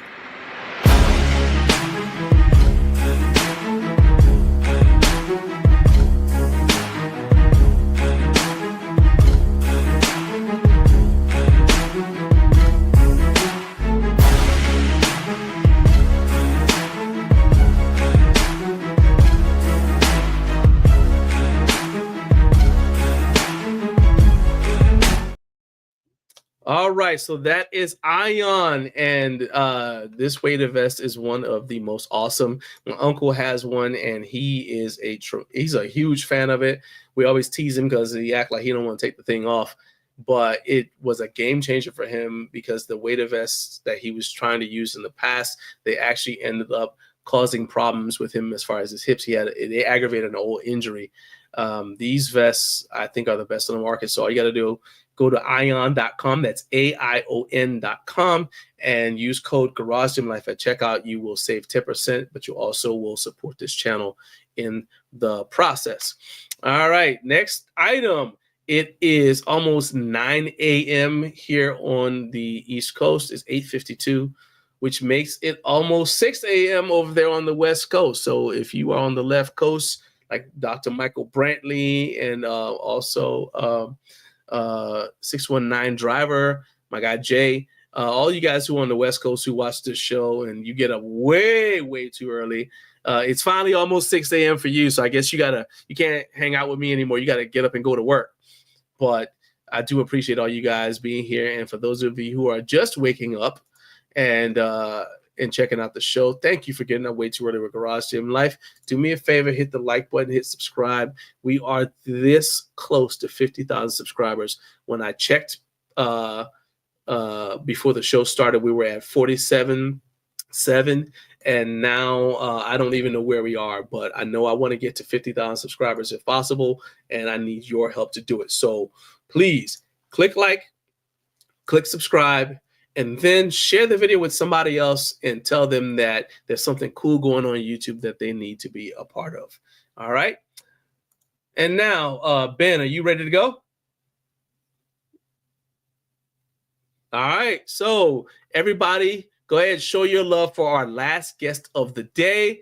This is Benjamin Gutierrez of Texas Gym Builders. Come on down. Welcome. Welcome. Good morning. Welcome. What's up, man? How you doing? Doing good, man. How's it going, man? It's a good show. This last segment you just did. I loved every minute of it. Man, I appreciate it. Thank you for jumping in here and checking it out. Welcome to the show. So we've got a bunch of people who I know want to find out more about who you are and what you do. Let's start with the elevator speech, like the little 30 seconds. You're at a party and somebody says, hey, what do you do? So give me like that, the 30-second elevator speech. What is Texas? Who is Ben, and what is Texas Gym Builders? Well, God, I've been I just basically help people with getting their home gym fitness space going. I change, basically making sure that people's lives are living their healthy lives without having to spend too much time out of their home or in traffic, in a sense. Hey, that makes sense to me. Yeah, you ain't gotta talk me into it. I'm a fan of the home gym lifestyle. I've had a home gym since 2001, and I've actually never had a public gym membership. I worked in a public gym. Yeah. And then before, when I first started working out in 1993, I was actually working out at school. So I didn't have a membership then because I was working at the school gym. Then I graduated and I worked at a public gym. So I didn't need a membership because I was working out at work. In fact, they made us work out on the clock because they said people need to see you working out so that they will accept the advice you give them. So I basically worked out on the clock. I said, all right. Yeah. And then after I left that job, by that time I was like, man, I just can't make myself get a public gym membership because I've never had one. So I started my home gym. At the time, companies like yours didn't exist. So I kind of had to just fumble through everything on my own. So I'm excited that the people who do what you do are out there. Let's start out. I know that you built this. I saw this cool thing here. Let me go ahead and show everybody here because I want them to see this thing. It is a combination home gym and music room complete with drum set. All right. It's got drum sets, it's got the treadmills, it's got the functional trainer. Shout out, I see you got some body solid stuff in there. got the little lifting platform area. Is this the most unusual home gym setup you've ever done? And if not, what is? Man, I want to say it probably is. You know, a combination of, you know, he wanted to have his music still in there, or he wanted, you know, just go all out with his drums and then just be able to work out, you know. So trying to get the layout was a little, I wouldn't say it was difficult, but you know, just trying to make sure he had enough space to move around. And that's one of the most important things when you're building a gym is still being able to move around, maneuver, have enough space. Right. And that's in any gym, but you know, making sure that, you know, being able to get the music aspect or his drum sets set up correct, like where he's not going to be worried about damaging his drums or anything like that from, you know, maybe something falling off or something like that from the gym or whatever. But yeah, that was one of the coolest setups I think we've done. Now, was that flooring already in there? Did you guys install the flooring? We've we've actually added some mats to a lot of that. Okay. So this was kind of almost in the complete stages. Okay. Okay. Yeah, definitely added mats underneath a lot of that equipment. Okay. Nice. You didn't want to do the whole floor, so. No. I meant was the hardwood floor there, or did you guys put it? Oh no, the hardwood floor was already there. Yeah, for sure. Okay, I got you. Yeah. And then I saw, I don't remember where it was, but you set up a home gym. You said it was in rural Texas. You said it was 30 miles away from the nearest town. Yep. And I mean, it's 30 miles. So 30 miles doesn't sound too far. If you're like, oh, I'm on the highway, this is 30 miles away. No. This is Texas. That's a legit 30 miles, okay? Legit 30 miles. So to me, I understand why that's a game changer for the homeowner, because now they don't have to drive 30 miles each way to get to the gym. But there are some logistics that you got to deal with when it's 30, because just because it's 30 miles away from their nearest town doesn't mean it's 30 miles away from where you're based out of.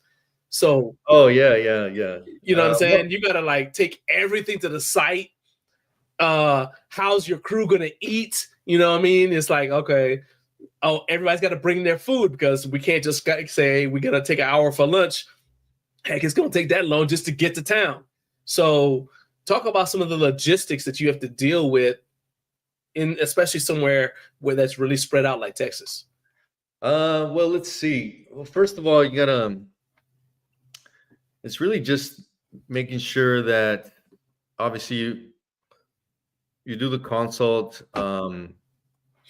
This one we kind of had to do, you know, through video, pictures and so on, just to and measurements. Just because, you know, he lived pretty far out from us, where we're stationed at, which is about 3 hours. So in a sense, we got to take accountability of the weather, of course, making sure that, you know, it's not going to be a crazy rainy day or, you know, it's Texas, right? So if it starts snowing, everything shuts down. So.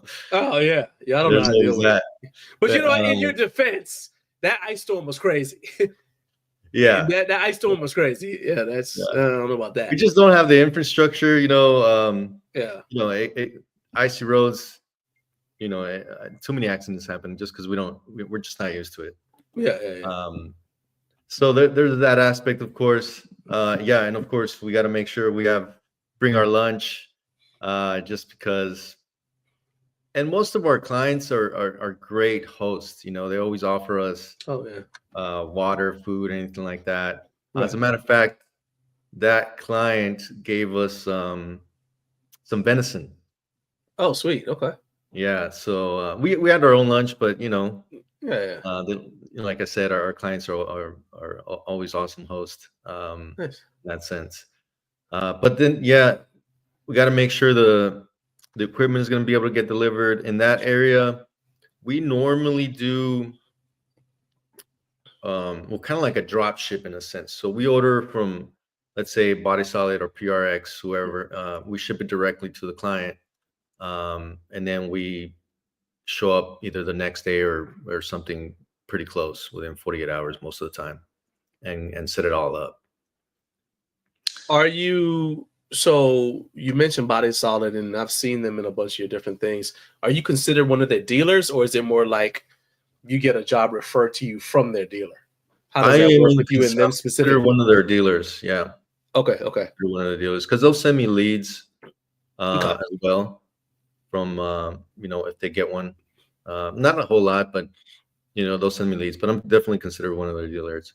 Okay, so you're like on their what you call the dealer locator. Like if you go on bodysolid.com, free plug for Body Solid, I guess. But you're on bodysolid.com, there's a dealer locator, and then you just find the one that's close to you, and so you'd be on that list for Texas. You know what? I don't think I am. I am considered one of their dealers in the sense where, like, we get dealer pricing, and then they'll send me leads. Okay. But because we are normally always going out to the client, we don't necessarily. We have a warehouse, but we don't have necessarily like a front store in a sense. I got you.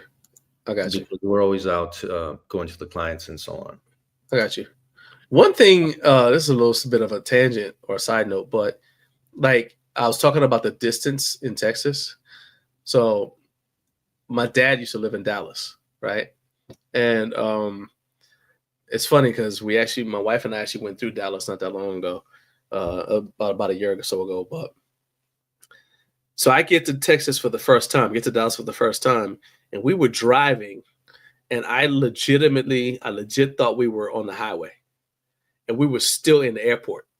I thought we were on a highway, dude. I'm serious. When I tell people the story, people who've never been to Texas don't understand. I'm like, dude, we were in the airport and I thought we were on the highway. Yeah. And then I saw the sign said, "Now I'm leaving." I said, "Well, where have we been this whole time?" And it's like, "Nah, it just looks like the highway, and it's so big, right?" So I told my wife that story, and then we had to take like the little tram to get to our gate. And I pointed at this little overpass looking thing. I said, "See, that's what I was talking about. That's why I thought I was on the highway, because we had been driving forever and we were still in the airport." But that's Texas for you.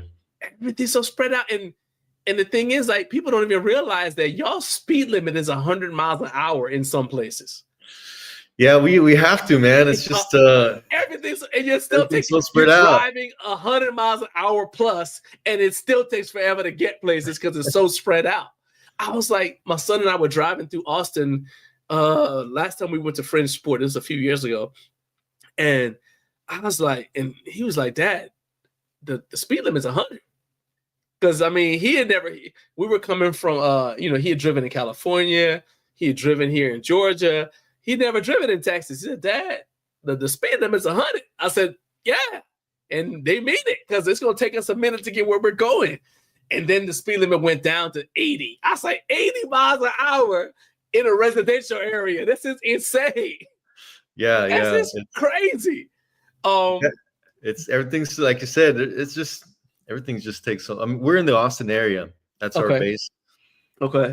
But we go to Dallas all the time. We go to Houston, San Antonio, of course. And then how many podcasts does it take for you how many podcast episodes to get from Austin to Dallas? Oh man, you gotta. It's gonna, depending on the podcast, but you're definitely going listen to 3 or 4 at least. Jeez. Do you have to like build fuel costs into your service fee? Yeah, so depending on the size of the build, if it's a pretty good size build, $20,000 plus or something like that, it's just going to go in the price of the build itself, in there as well.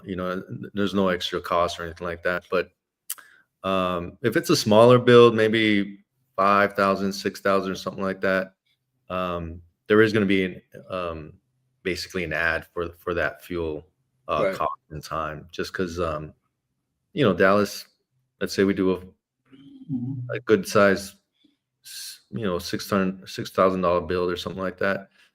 It's going to take us 3 or 4 hours, at least minimum 4 hours to get, you know, around, especially when we get to the Dallas area. Oh yeah. And, you know, in the Dallas area, you can say, you know, you're in, what is that, Arlington or something like that, but or Fort Worth, but everybody thinks it's pretty close, but they're, you know, it'll take you 2 hours to get from one to the other. So I used to work for a power company, and like the worst thing is that you get up to the job site and somebody says they forgot something. You got to go back to the warehouse to get it. I cannot imagine doing that in Texas. Yeah, no, it's we try to minimize anything like that, of course. It rarely happens, just because we, you know, we have a pretty good system going. And at the end of the day, if I ever need to, I can always, if it's something small that needs to be fixed, I just reach out to somebody locally, and they'll go out and take care of it for us. I got you. But for the most part, I like to take my team with out there, and you know, it's fun. You know, it's fun on the road trips and so on. Sometimes, you know, when it's a heavy week, you can look at all our faces and we're just tired. But I'm just getting the miles in, man. You know, Gee, I'm telling you, like that is the thing that would be like the biggest grind on me, just driving from one job to the next. Like, God, this is just forever. Yeah. There's weeks where we've gotten home at 10 a.m. and then right back at it at 5 in the morning. Jeez. You know, we try to like schedule things out pretty separately, but sometimes with shipping and so on, man, it just you know, it works out to where, and we're always going to try to get there as soon as possible when somebody gets their equipment. You know, like I said, we actually ship it directly to the client. Okay. And then you know, we don't want it sitting there for too long or and things of that nature. All right. So my brother says, I said people don't believe how big Texas is. He said if I say it, he believes it. There you go. Exactly. So you're in the you said you're in the Austin area, which makes this even more appropriate. You work with PRX, Body Solid. You said you work with Rogue. I think I saw like, because I'm basically going off of like the labels on the power racks and stuff in the different posts you have on Instagram. I'm like, so okay, well, that's obvious you work with Rogue. All right. Vortex Fitness, Bolt Fitness Supply. I didn't see any Fringe Sport. We do have Fringe Sport, man. We actually had a lot of we started off with Fringe Sport, actually. Okay. And then you know, this is all during the pandemic, 2020, 2021. And then I'm not trying to start anything. I just was I don't see any Fringe Sport. Yeah. No, we're actually back with them as well, especially, man, that the Dane that they just came out with is a perfect setup for a lot of our clients. The thing with I guess we had a little break, not necessarily a break. It's just that a lot of our clients were interested in the PRX products versus the Fringe wall mount, and that's kind of the only reason. Because of space saving. Yeah, and just the functionality, man. You know, PRX is just the leading brand in that space saving garage equipment. You know, they just when you're trying to squeeze everything you can in the, you know, less than 200 square space. So this is something that I don't know, okay? Because my dad lived in an apartment when he was in Texas, so I don't know this at all. But I have this impression in my head that everybody in Texas drives a pickup, which makes no sense to me because if I live there, I'm driving a Prius because of how much driving you got to do. But in my head, it's like you got to have bigger garages because in my head, you know, people are driving big trucks and stuff. Yeah. But you're saying it's not that people have these small garages in Texas? Yeah, I mean, most of the time, you obviously the new developments or the new homes, you're most of the time getting like a double garage. Okay. Which is about 400 square feet. Most of the time, you're looking at maybe a length of maybe 16 to at max 20 feet of actual length. And then Really? width, you're probably looking at about, if it's a double garage, maybe at the most 20 feet wide. Wow. So that's crazy because my garage is in 25 feet. Yeah. Yeah. Like I said, Here 20 in Georgia. feet, the 25 25 feet long. I'm talking my length. 25 long. Yeah. And then across it's like 16. Yeah. It's always, it's a combination, but for the most part, 25 feet is probably the max. And that's because you still have like the car stopper, like wherever you, there's a little lift at the towards the wall. Yeah. That's usually about 3 or 4 feet. You know what I mean? Okay. And that's a great space for, like, people want to put their dumbbell racks or something on there. Sure. But yeah, the as far as one of the reasons we kind of started using more PRX is just because they had a little bit more of that wall space saving items. Gotcha. But now that they have the Dane, which is kind of like what most people are looking for right now, is like an all-in-one product.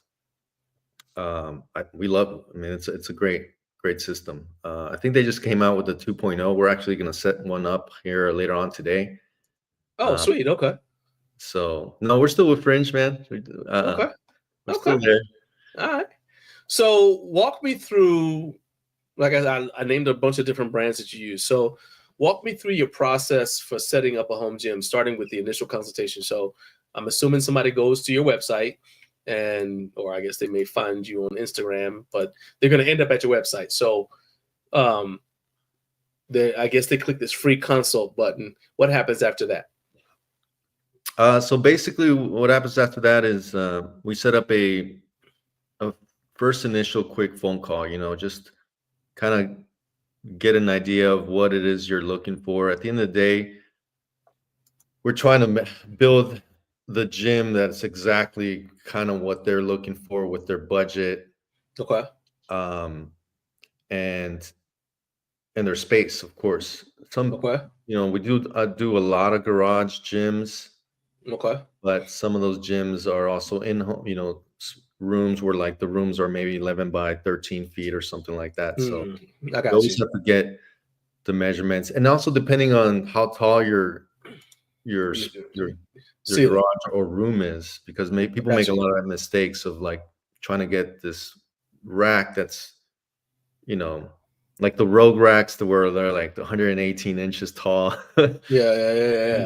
That's commercial grade, right? So it's not going to fit in your 9-foot ceiling or 8-foot ceiling. So like my rack now is 92, and that's probably the limit, because what people don't think about a lot of times is like if you're gonna do pull-ups on your rack, and the rack is 92, so it's 100 inches from my floor mats to my rafters, right? So if I do pull-ups, I had to make sure I had enough room for my head to go over the bar. Yep. So if you get a power rack and you try to do pull-ups on it, and you got like 1 inch of clearance, you're gonna hit your head. So it's like that's something that you have to, like I said, it's like I fumbled through trial and error, but this is all stuff that you go over with the client. Like, hey, how do you train? I know you want me to build this thing, but like, what are you planning on doing in there? That's always the question. That's always our first go. My first question to the client is like, what type of workouts are you trying to do? Are you more like HIIT workouts, CrossFit workouts? Are you doing more bodybuilding stuff, powerlifting, things of that nature? And then, it just depends from there. The machines, some people like using machines, and then some people just want to go raw with just strength training, barbell, and just give me a rack. But as far as now, I'm just seeing a lot more people wanting to get those all-in-one racks, which is, they're game changers right now. They're game changers. Oh yeah, 100%. So you got like the all-in-one functional trainers. I kind of wanted, this is something we're going to get into a little bit more as we go further through, but I'm not familiar with the Vortex. Yeah. Compare that to the Dane. I mean, obviously there's a price difference, but between the Vortex is a little bit more expensive than the Dane. I'm not familiar with the Vortex brand, so talk to what is it about the Vortex brand that you like? Actually, let me go ahead and I'll deep dive into the. There we go. What is it that you like about the Vortex brand? Well, as far as the equipment itself, it's solid, man. It's they use good steel. This one is your home version. Okay. And you have another rack that's that uses this one uses the 14 gauge steel. Okay. And that's then, what I was actually looking for when I was scrolling down. Like, what gauge yeah, steel is this? Okay. But there are other the 2000 the VX 2000. I don't know if I have it on there yet, but I'm looking to add it. Okay. That one uses the 11 gauge steel, which is your Gotcha. heavier duty kind of rack. Okay. But I love the fact that it comes with plenty of attachments, and it just doesn't take up too much space. Of course, the only the only thing about the Dane is just they just didn't have enough available. They were in back order for quite a while, and I just couldn't get them in enough. You know what I mean, for clients. So if you had to go back and do it all over again, you would go with the Dane instead of the Vortex, or would you still have the Vortex maybe with the 2000? No, I actually do like the Dane. The only thing the Vortex has is that, you know, obviously it comes with the Smith machine. Yeah. Which is kind of why you see the difference a little bit in price there too. Yeah. But the Smith machine, you know, man, that's you know, it's a 50 hit and miss with people on the Smith machine if they like to use it or not. I'm not a Smith machine dude at all. Yeah. But really, the steel on the Dane, you know, you're getting 11 gauge steel, so you know it's a little more sturdier for sure. Gotcha. All right. So, do you ever get requests from people who, let's say first they start out saying I'm going to do it myself, and then they're like, you know what, this is too much, and then they say I'll just call somebody and get them to do it for me. Do you ever have to like come in the middle and they say we've already started, and then they try to act like they did you a favor? Well, I've already done some of it, and you gotta like, yeah, I can see the look on your face. You're like, oh my happens, god. You're like, I wish you hadn't. All right, so talk to me about that. What's the hardest part about that? Well, it's you know, it takes a little finesse sometimes not to, like, you know, you don't want to insult the client or anything like that. You're like, man, you should have just called us in the very beginning. But at the end of the day, it's like, you know, you can't blame somebody for trying to like get it done themselves, you know? Yeah. But at the end of the day, it's like, you know, if you can get to a certain point where you know, okay, I messed up, or if I go any further, I'm probably gonna mess this up. Yeah. That's always a good way to look at things. But if you know, just kind of keep going and then, oh, I'll see if I can figure it out, like, you know, it's gonna cost you even more because unfortunately we have to most of the time break it all back down and then start over. So yeah, because I'm picturing a situation where somebody like decided they're gonna get like little puzzle mats or something. They got all their equipment already on top of it, and they say, "Yeah, I just bought all this new flooring. I want you to install it." So now you gotta come. You gotta take all this stuff off, all this equipment out. You're like, man, if you just called me first, I would have it would have been so much easier. Yeah, yeah. Most of the time it's like racks, you know what I mean? Like the thing with the equipment is like you'll get so many different sizes of bolts. Yeah. That it can get confusing pretty easily. Next thing you know, you're like towards the end of the final step, and you're like, man, this bolt isn't long enough or something. You know what I mean? Yeah. Now you're like trying to figure out. Oh, yeah. Dude, that's why I don't like putting stuff together. My wife loves it. I cannot stand putting stuff together. And you get it, and it's got like, first of all, sometimes we get stuff in and don't have a manual.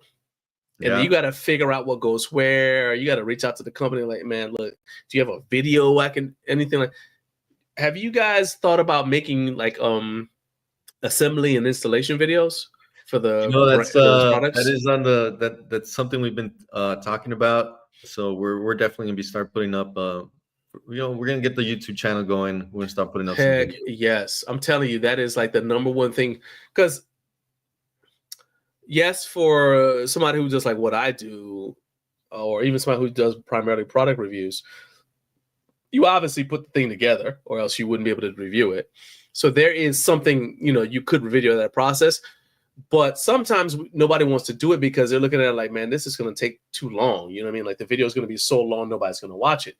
But in you guys' case, I'm saying like if there are step-by-step, first this, then this, then this, it's basically an instruction manual, and people will watch it because they'll be going step-by-step alongside you. Somebody in, I don't know, Saskatchewan has a product and they're like, oh, they never, you're not going to drive all the way to Saskatchewan and put it together for them unless they pay you.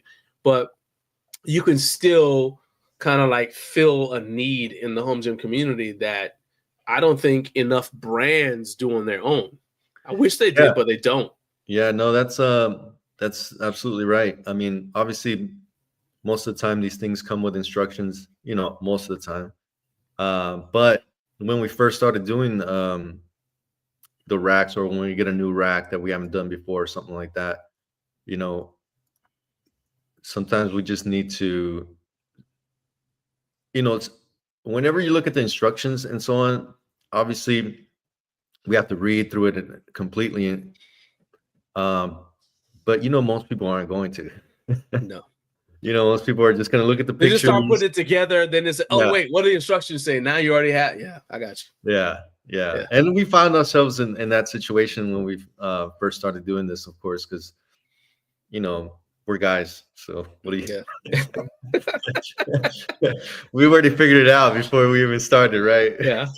Not really. Oh yeah. We think I know what I'm doing. Yeah. So nowadays we make sure we do that. But yeah, there's definitely a need for that, just because we've always even ourselves, we like, okay, let's look at these videos before when we have a new product, see if there's anything new that we can that we need to look out for or something, or a better, faster, easier way to get this done. Just because when you're installing especially an all-in-one rack, you think it's just going to take you a couple hours, but no. Depending on the rack, some of them will come with a little pre-installation stuff, like the wheels for where the cable goes and things like that. But there's some that's like the body solid one, it's actually an attachment to the rack, the GPR 400. It's actually an attachment. So you're installing every single little wheel, anything like that. So you think it's going to be, that rack itself, you can install it in an hour, at the most. Yeah. An hour and a half. But once you get to the attachment part and you have the whole cable system and everything, you're in a 3.5 to 4 hour stretch. Yeesh. Yeah, and that's you doing it all the time. Yeah, and that's with 2 people. You know what I mean? That's so rough, man. That's one rough. person, it's it's an all weekend thing. You're gonna be there for a weekend. So it just depends on the rack. That's why when people say, they talk about, it's kind of doesn't have anything to do with our conversation, but when people talk about like product reviewers, like people on YouTube, content creators, whatever, like getting paid, I'm like, you understand how long it takes to put this stuff together. And then think about the fact that we're shooting a video, and the way I do it, I'm taking notes as I go along. So I'm stopping to take, this sucked. And, and here's why, because if you try to just remember everything, you're never gonna. So you have to like stop and take notes about, or at least I do. I stop and take notes about stuff. And that's just for like the assembly process. Then you got to go back around, and the way I was saying earlier, the way I do a review of a product is I use it. So if it's a barbell, and let's say it's a deadlift bar, I'm gonna deadlift 500 pounds with it, because that's where when you get to about 500, that's when you'll be able to assess the whip and things like that. Don't come to me telling me that this bar is great if you put 135 pounds on it, right?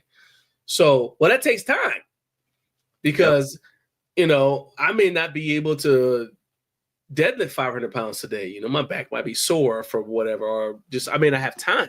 You know what I mean? So it's like when you look at the total amount of time, you actually making less than minimum wage for doing for making product videos and stuff.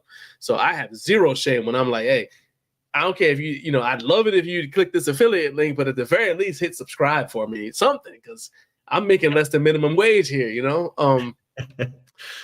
It's it can be tedious, man. It's the tedious parts that it's like, yeah, you know, you could, you know, like I said, there are some products that are kind of pre-already installed, which are great. Yeah. I think some of the Vortex ones are already kind of pre-installed because that's it's not an attachment, right? It's a whole thing. Yeah, right. That's always great. Rogue, those are all mainly like attachments. You know what I mean? Like they'll give you the base, but after that, like pretty much everything is an attachment with Rogue. And even actually, they changed up a little bit on some of their racks. Their instructions are getting a little bit better. Rep has really stepped up on their instructions and so on. We don't sell their products directly, but we will install them as far as Rogue and Rep. Okay.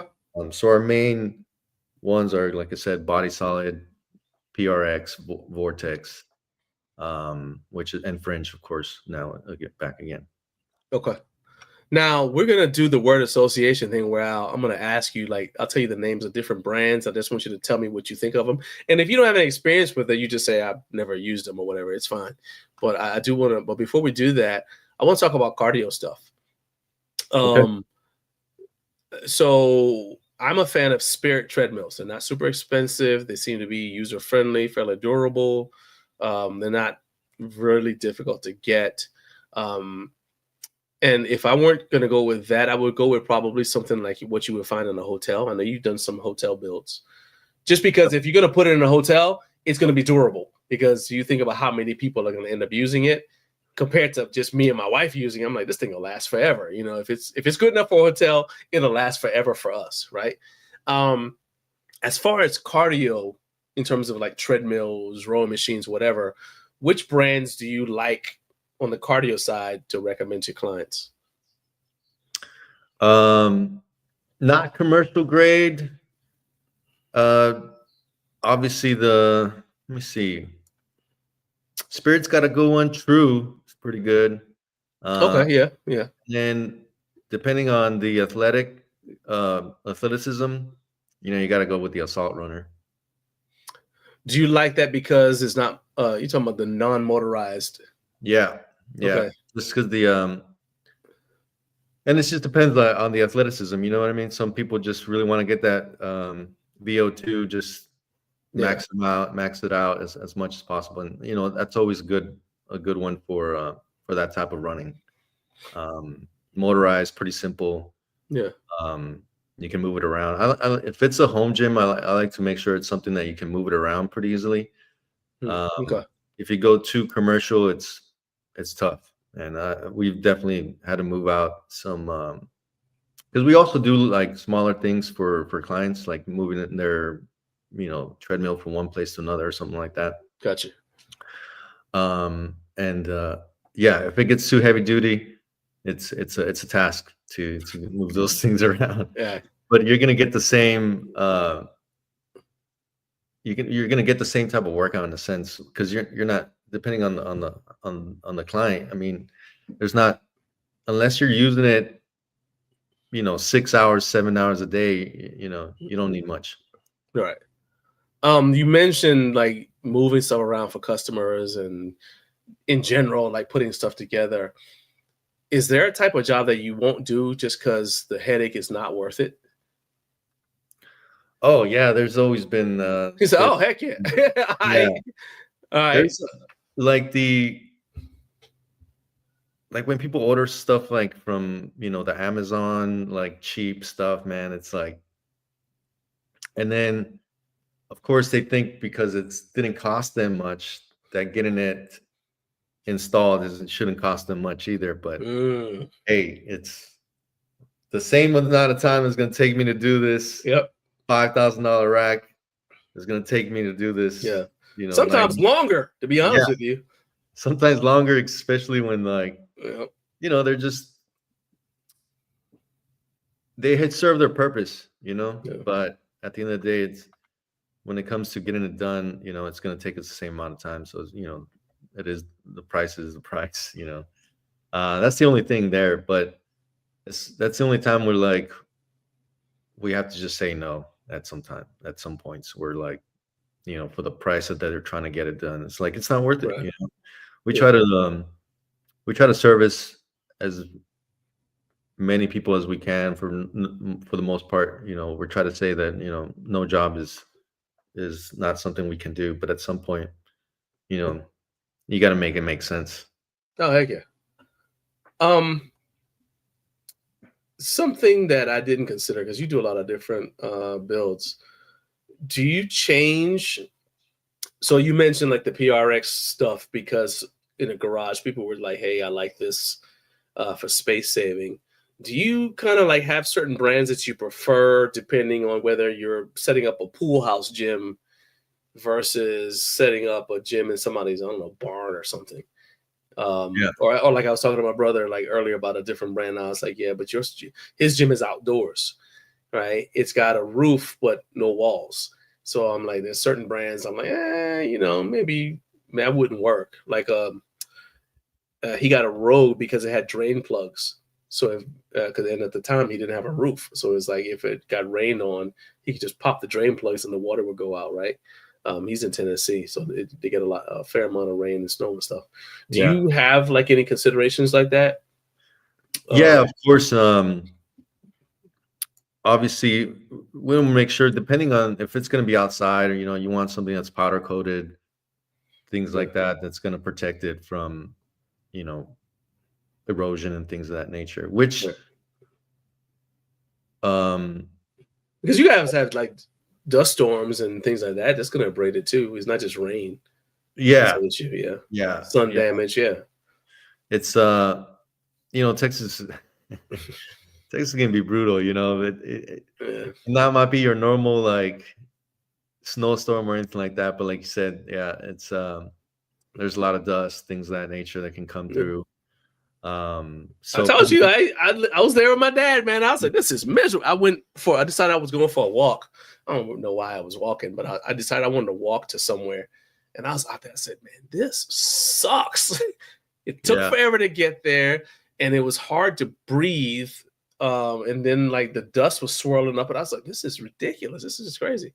So now I'm just thinking back, like, oh, all of these things would be factors if I had a home gym, especially if it's outdoors.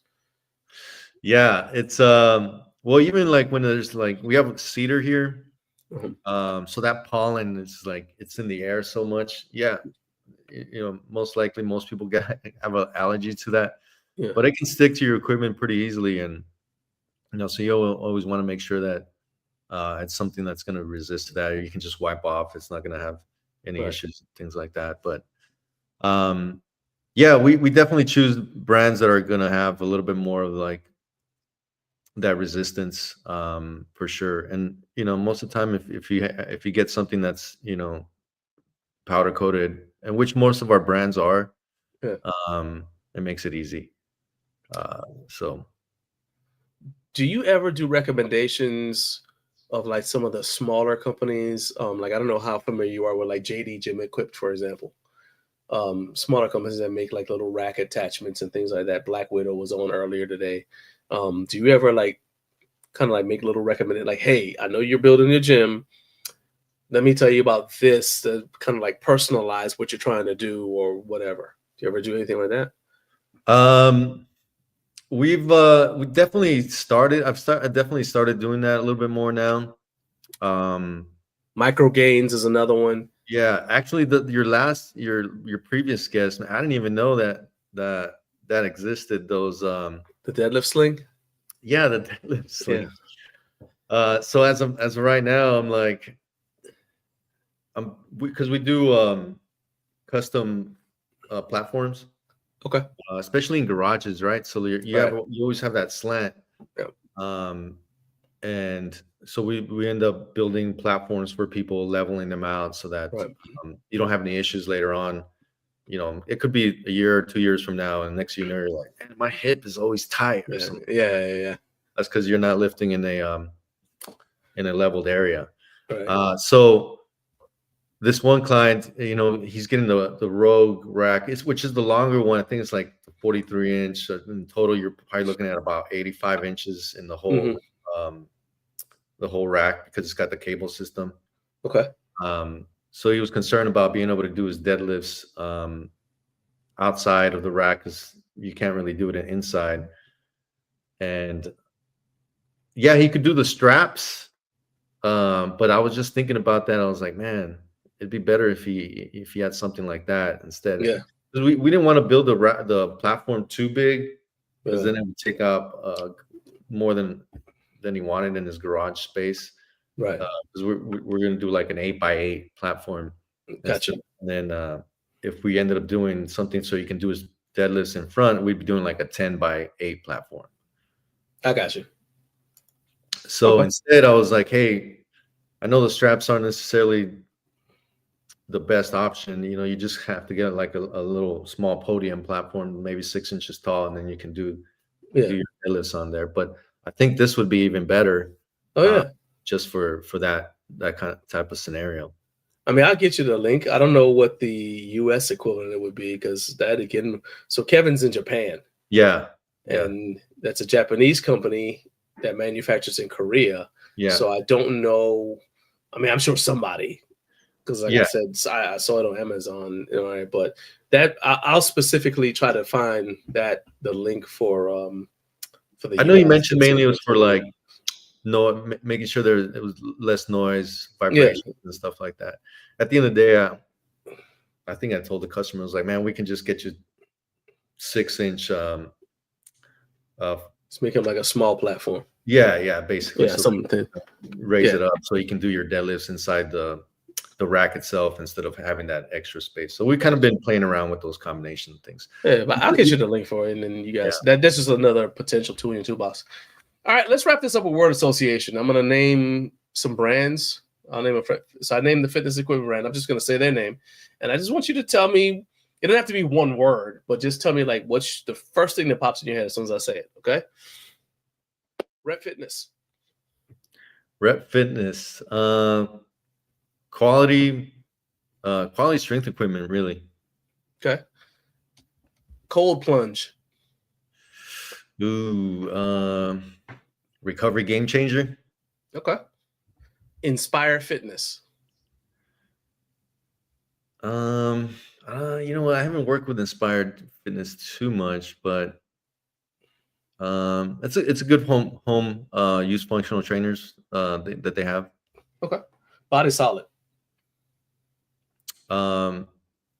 Reliable, built to last. Okay. Titan Fitness. Titan Fitness got some great products. Okay. All right. Nordic Track. Good consumer grade treadmills. Concept 2. Gold standard of rowers. All right. Water Rower. Aesthetically great, smooth. But maintenance can be a little heavy. Okay. I think actually, because like, so what people don't realize is like with a water rower, the water evaporates. It's not like it's a sealed whatever. Yeah. So I can even imagine, especially in Texas, it's hotter. The water's going to evaporate faster. So on the one hand, you don't have to worry about mold. Yeah. On the other hand, you got to refill it faster. So yeah. Yeah. Let's see, we only got a couple more. And this one, I cannot wait to hear what you have to say about it.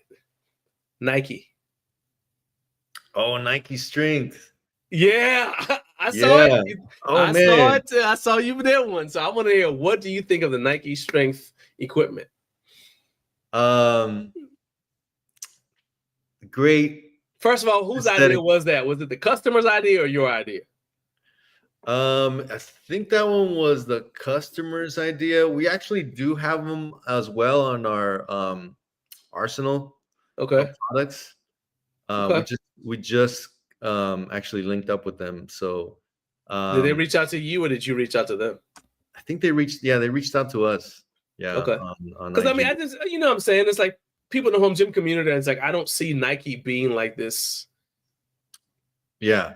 Like there's a lot of skepticism, and I share it, but I also haven't had any experience with the Nike strength stuff. So I'm like, I know I have a bias, but I want to hear from you because you actually used it. I love their dumbbells, man. Their dumbbells are they have a good weight ratio, good balance. Okay. They do have that. The only thing is that they're kind of limited in like what type of racks they have and so on. So they're starting off, which is a great way to, you always have your rack. But that one, it's a short rack, right? So you have to bolt it down. Right.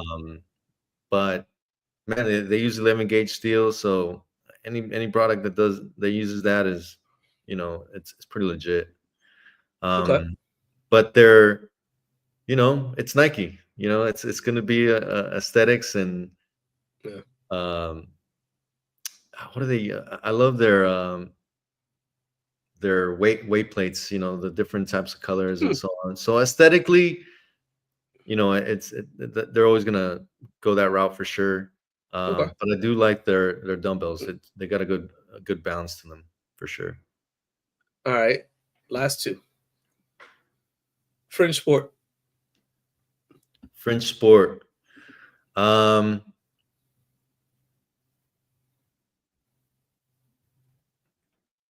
man, Fringe Sport. It doesn't have to be one word because you've got a lot of experience with them because you said you started with them and now you came back to them. I think go ahead. Yes. Just what do you think? Budget friendly and improving every year. Okay. Bells of Steel. Bells of Steel. I really haven't actually worked with Bells of Steel, to tell you the truth. Gotcha. But they do have a lot of products that are pretty legit from what I know, from what I heard. All right, Home Gym Con. Home Gym Con. I haven't made it out yet.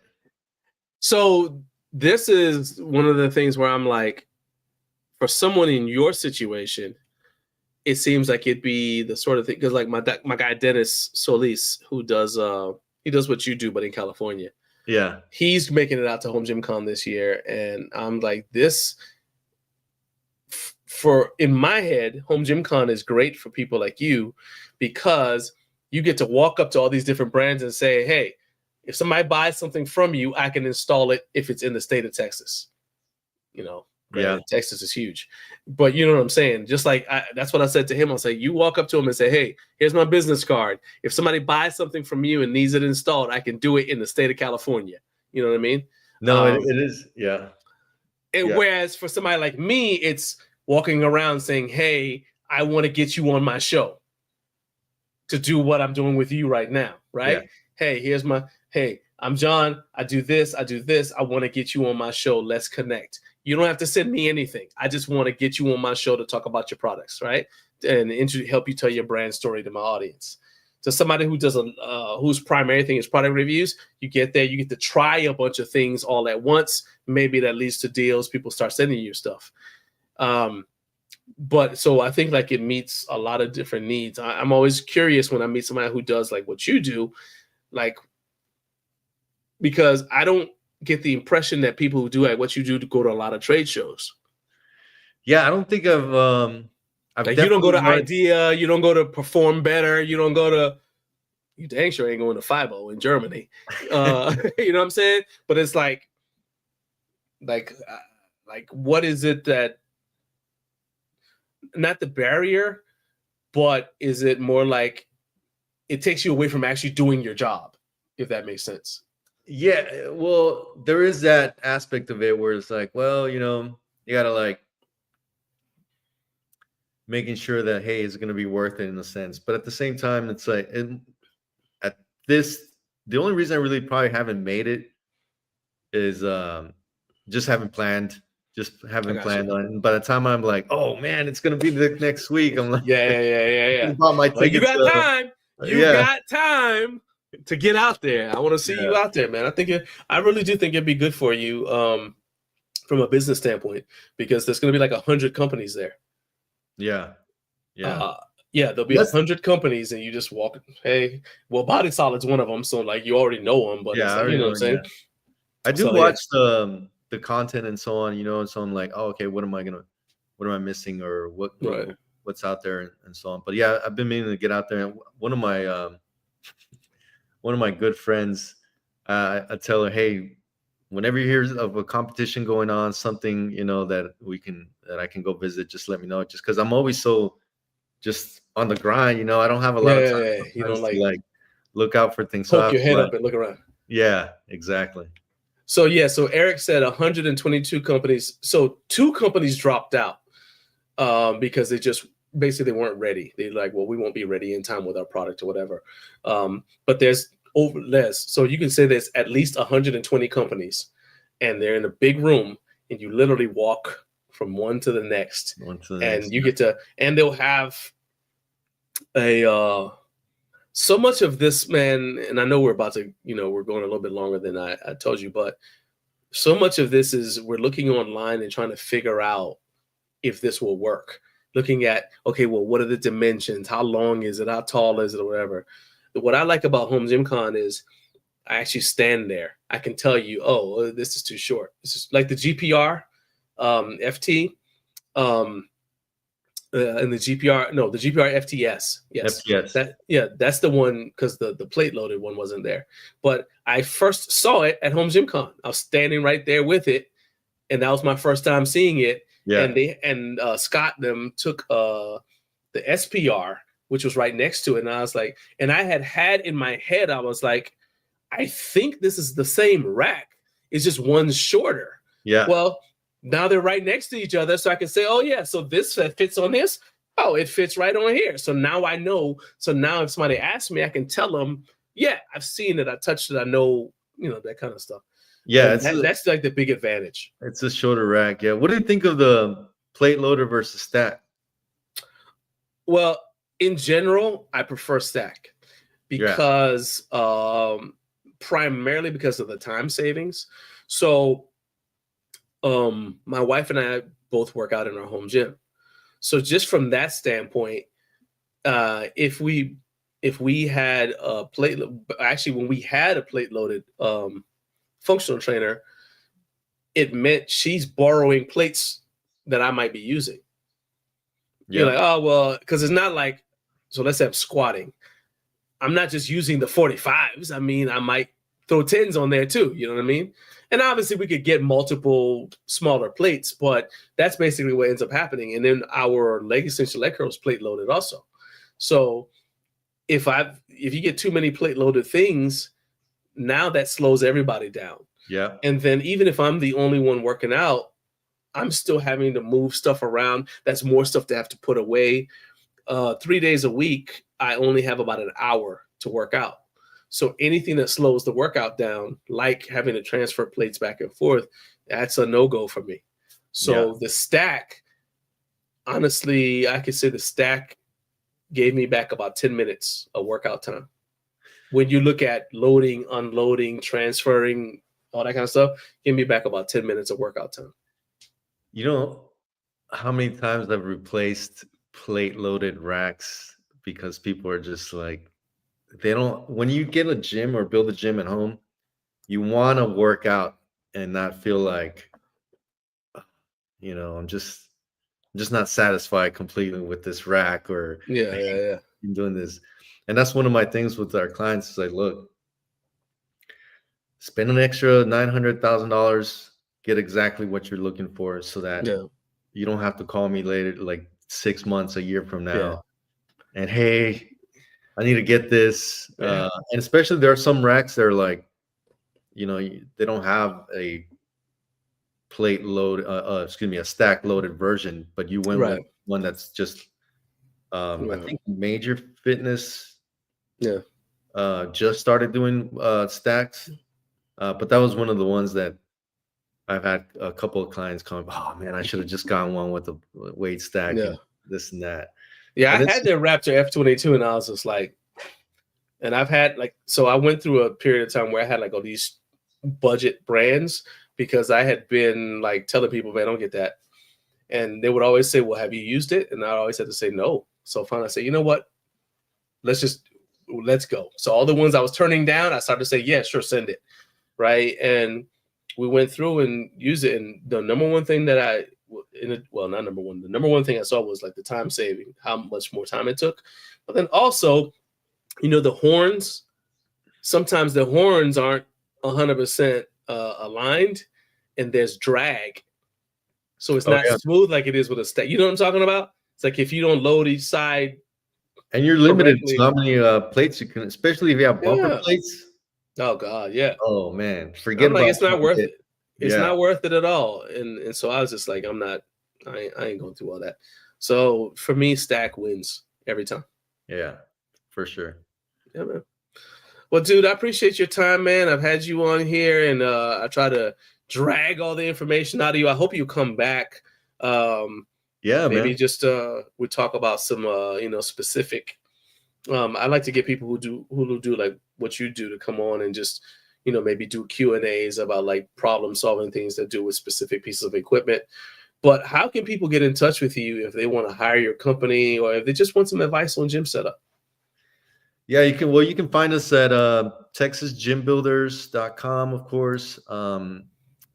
Facebook, check Texas Gym Builders. The only thing with Instagram, it's Texas Gym Builder, so no S. Somebody else has that handle for some reason. They haven't given it up yet. But Texas Gym Builder on Instagram. Awesome, my man Ben. Thank you so much. I know you said that you got to go put something together today. So we're gonna do the Fringe Dane today. You got a Dane 2.0 headed to somebody's house. So go ahead. I'm waiting to see that build, the pictures of that build on your Instagram, man. I really appreciate you spending time with me, man. Thank you so much for being here. Well, thanks for having me. I hope I gave your listeners some information that they can take with them. Oh, heck yeah, man. And I'm telling you, I'm not going to give up. I'm going to keep on harassing you till you agree to go to Home Gym Con. So I want to get you in Kentucky because I really think you'll enjoy it, to be honest with you. All right, man. I think we're cool. All right, man. We'll get it done. Yeah, man. Talk to you later. Thank you. All right. Bye. All right. So that is my guy, Ben from Texas Gym Builder. You guys make sure that you are following him on Instagram at Texas Gym Builder. And go ahead and check out his website, TexasGymBuilders.com.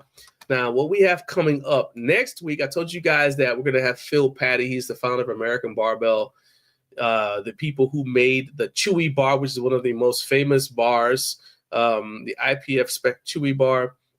And so we're going to be asking a bunch of questions to Phil. But American Barbell has a bunch of stuff that they've got coming up. They just built a showroom in Vegas. They have a manufacturing facility that they're planning on opening. I think they're cutting the ribbon in May, and that's going to be in Vegas as well. So that's going to be 100%. So that's going to be yet another way that they can fulfill orders with made in the USA equipment. So you guys make sure that you are checking it out.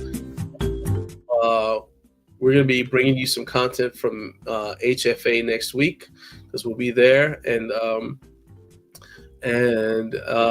got some other cool stuff that I'll let you guys know about next week. But until then, make sure that you're sharing this link and letting other people know about what we're doing here because this show does not work without you. All right? You guys have an excellent weekend. Thanks for watching.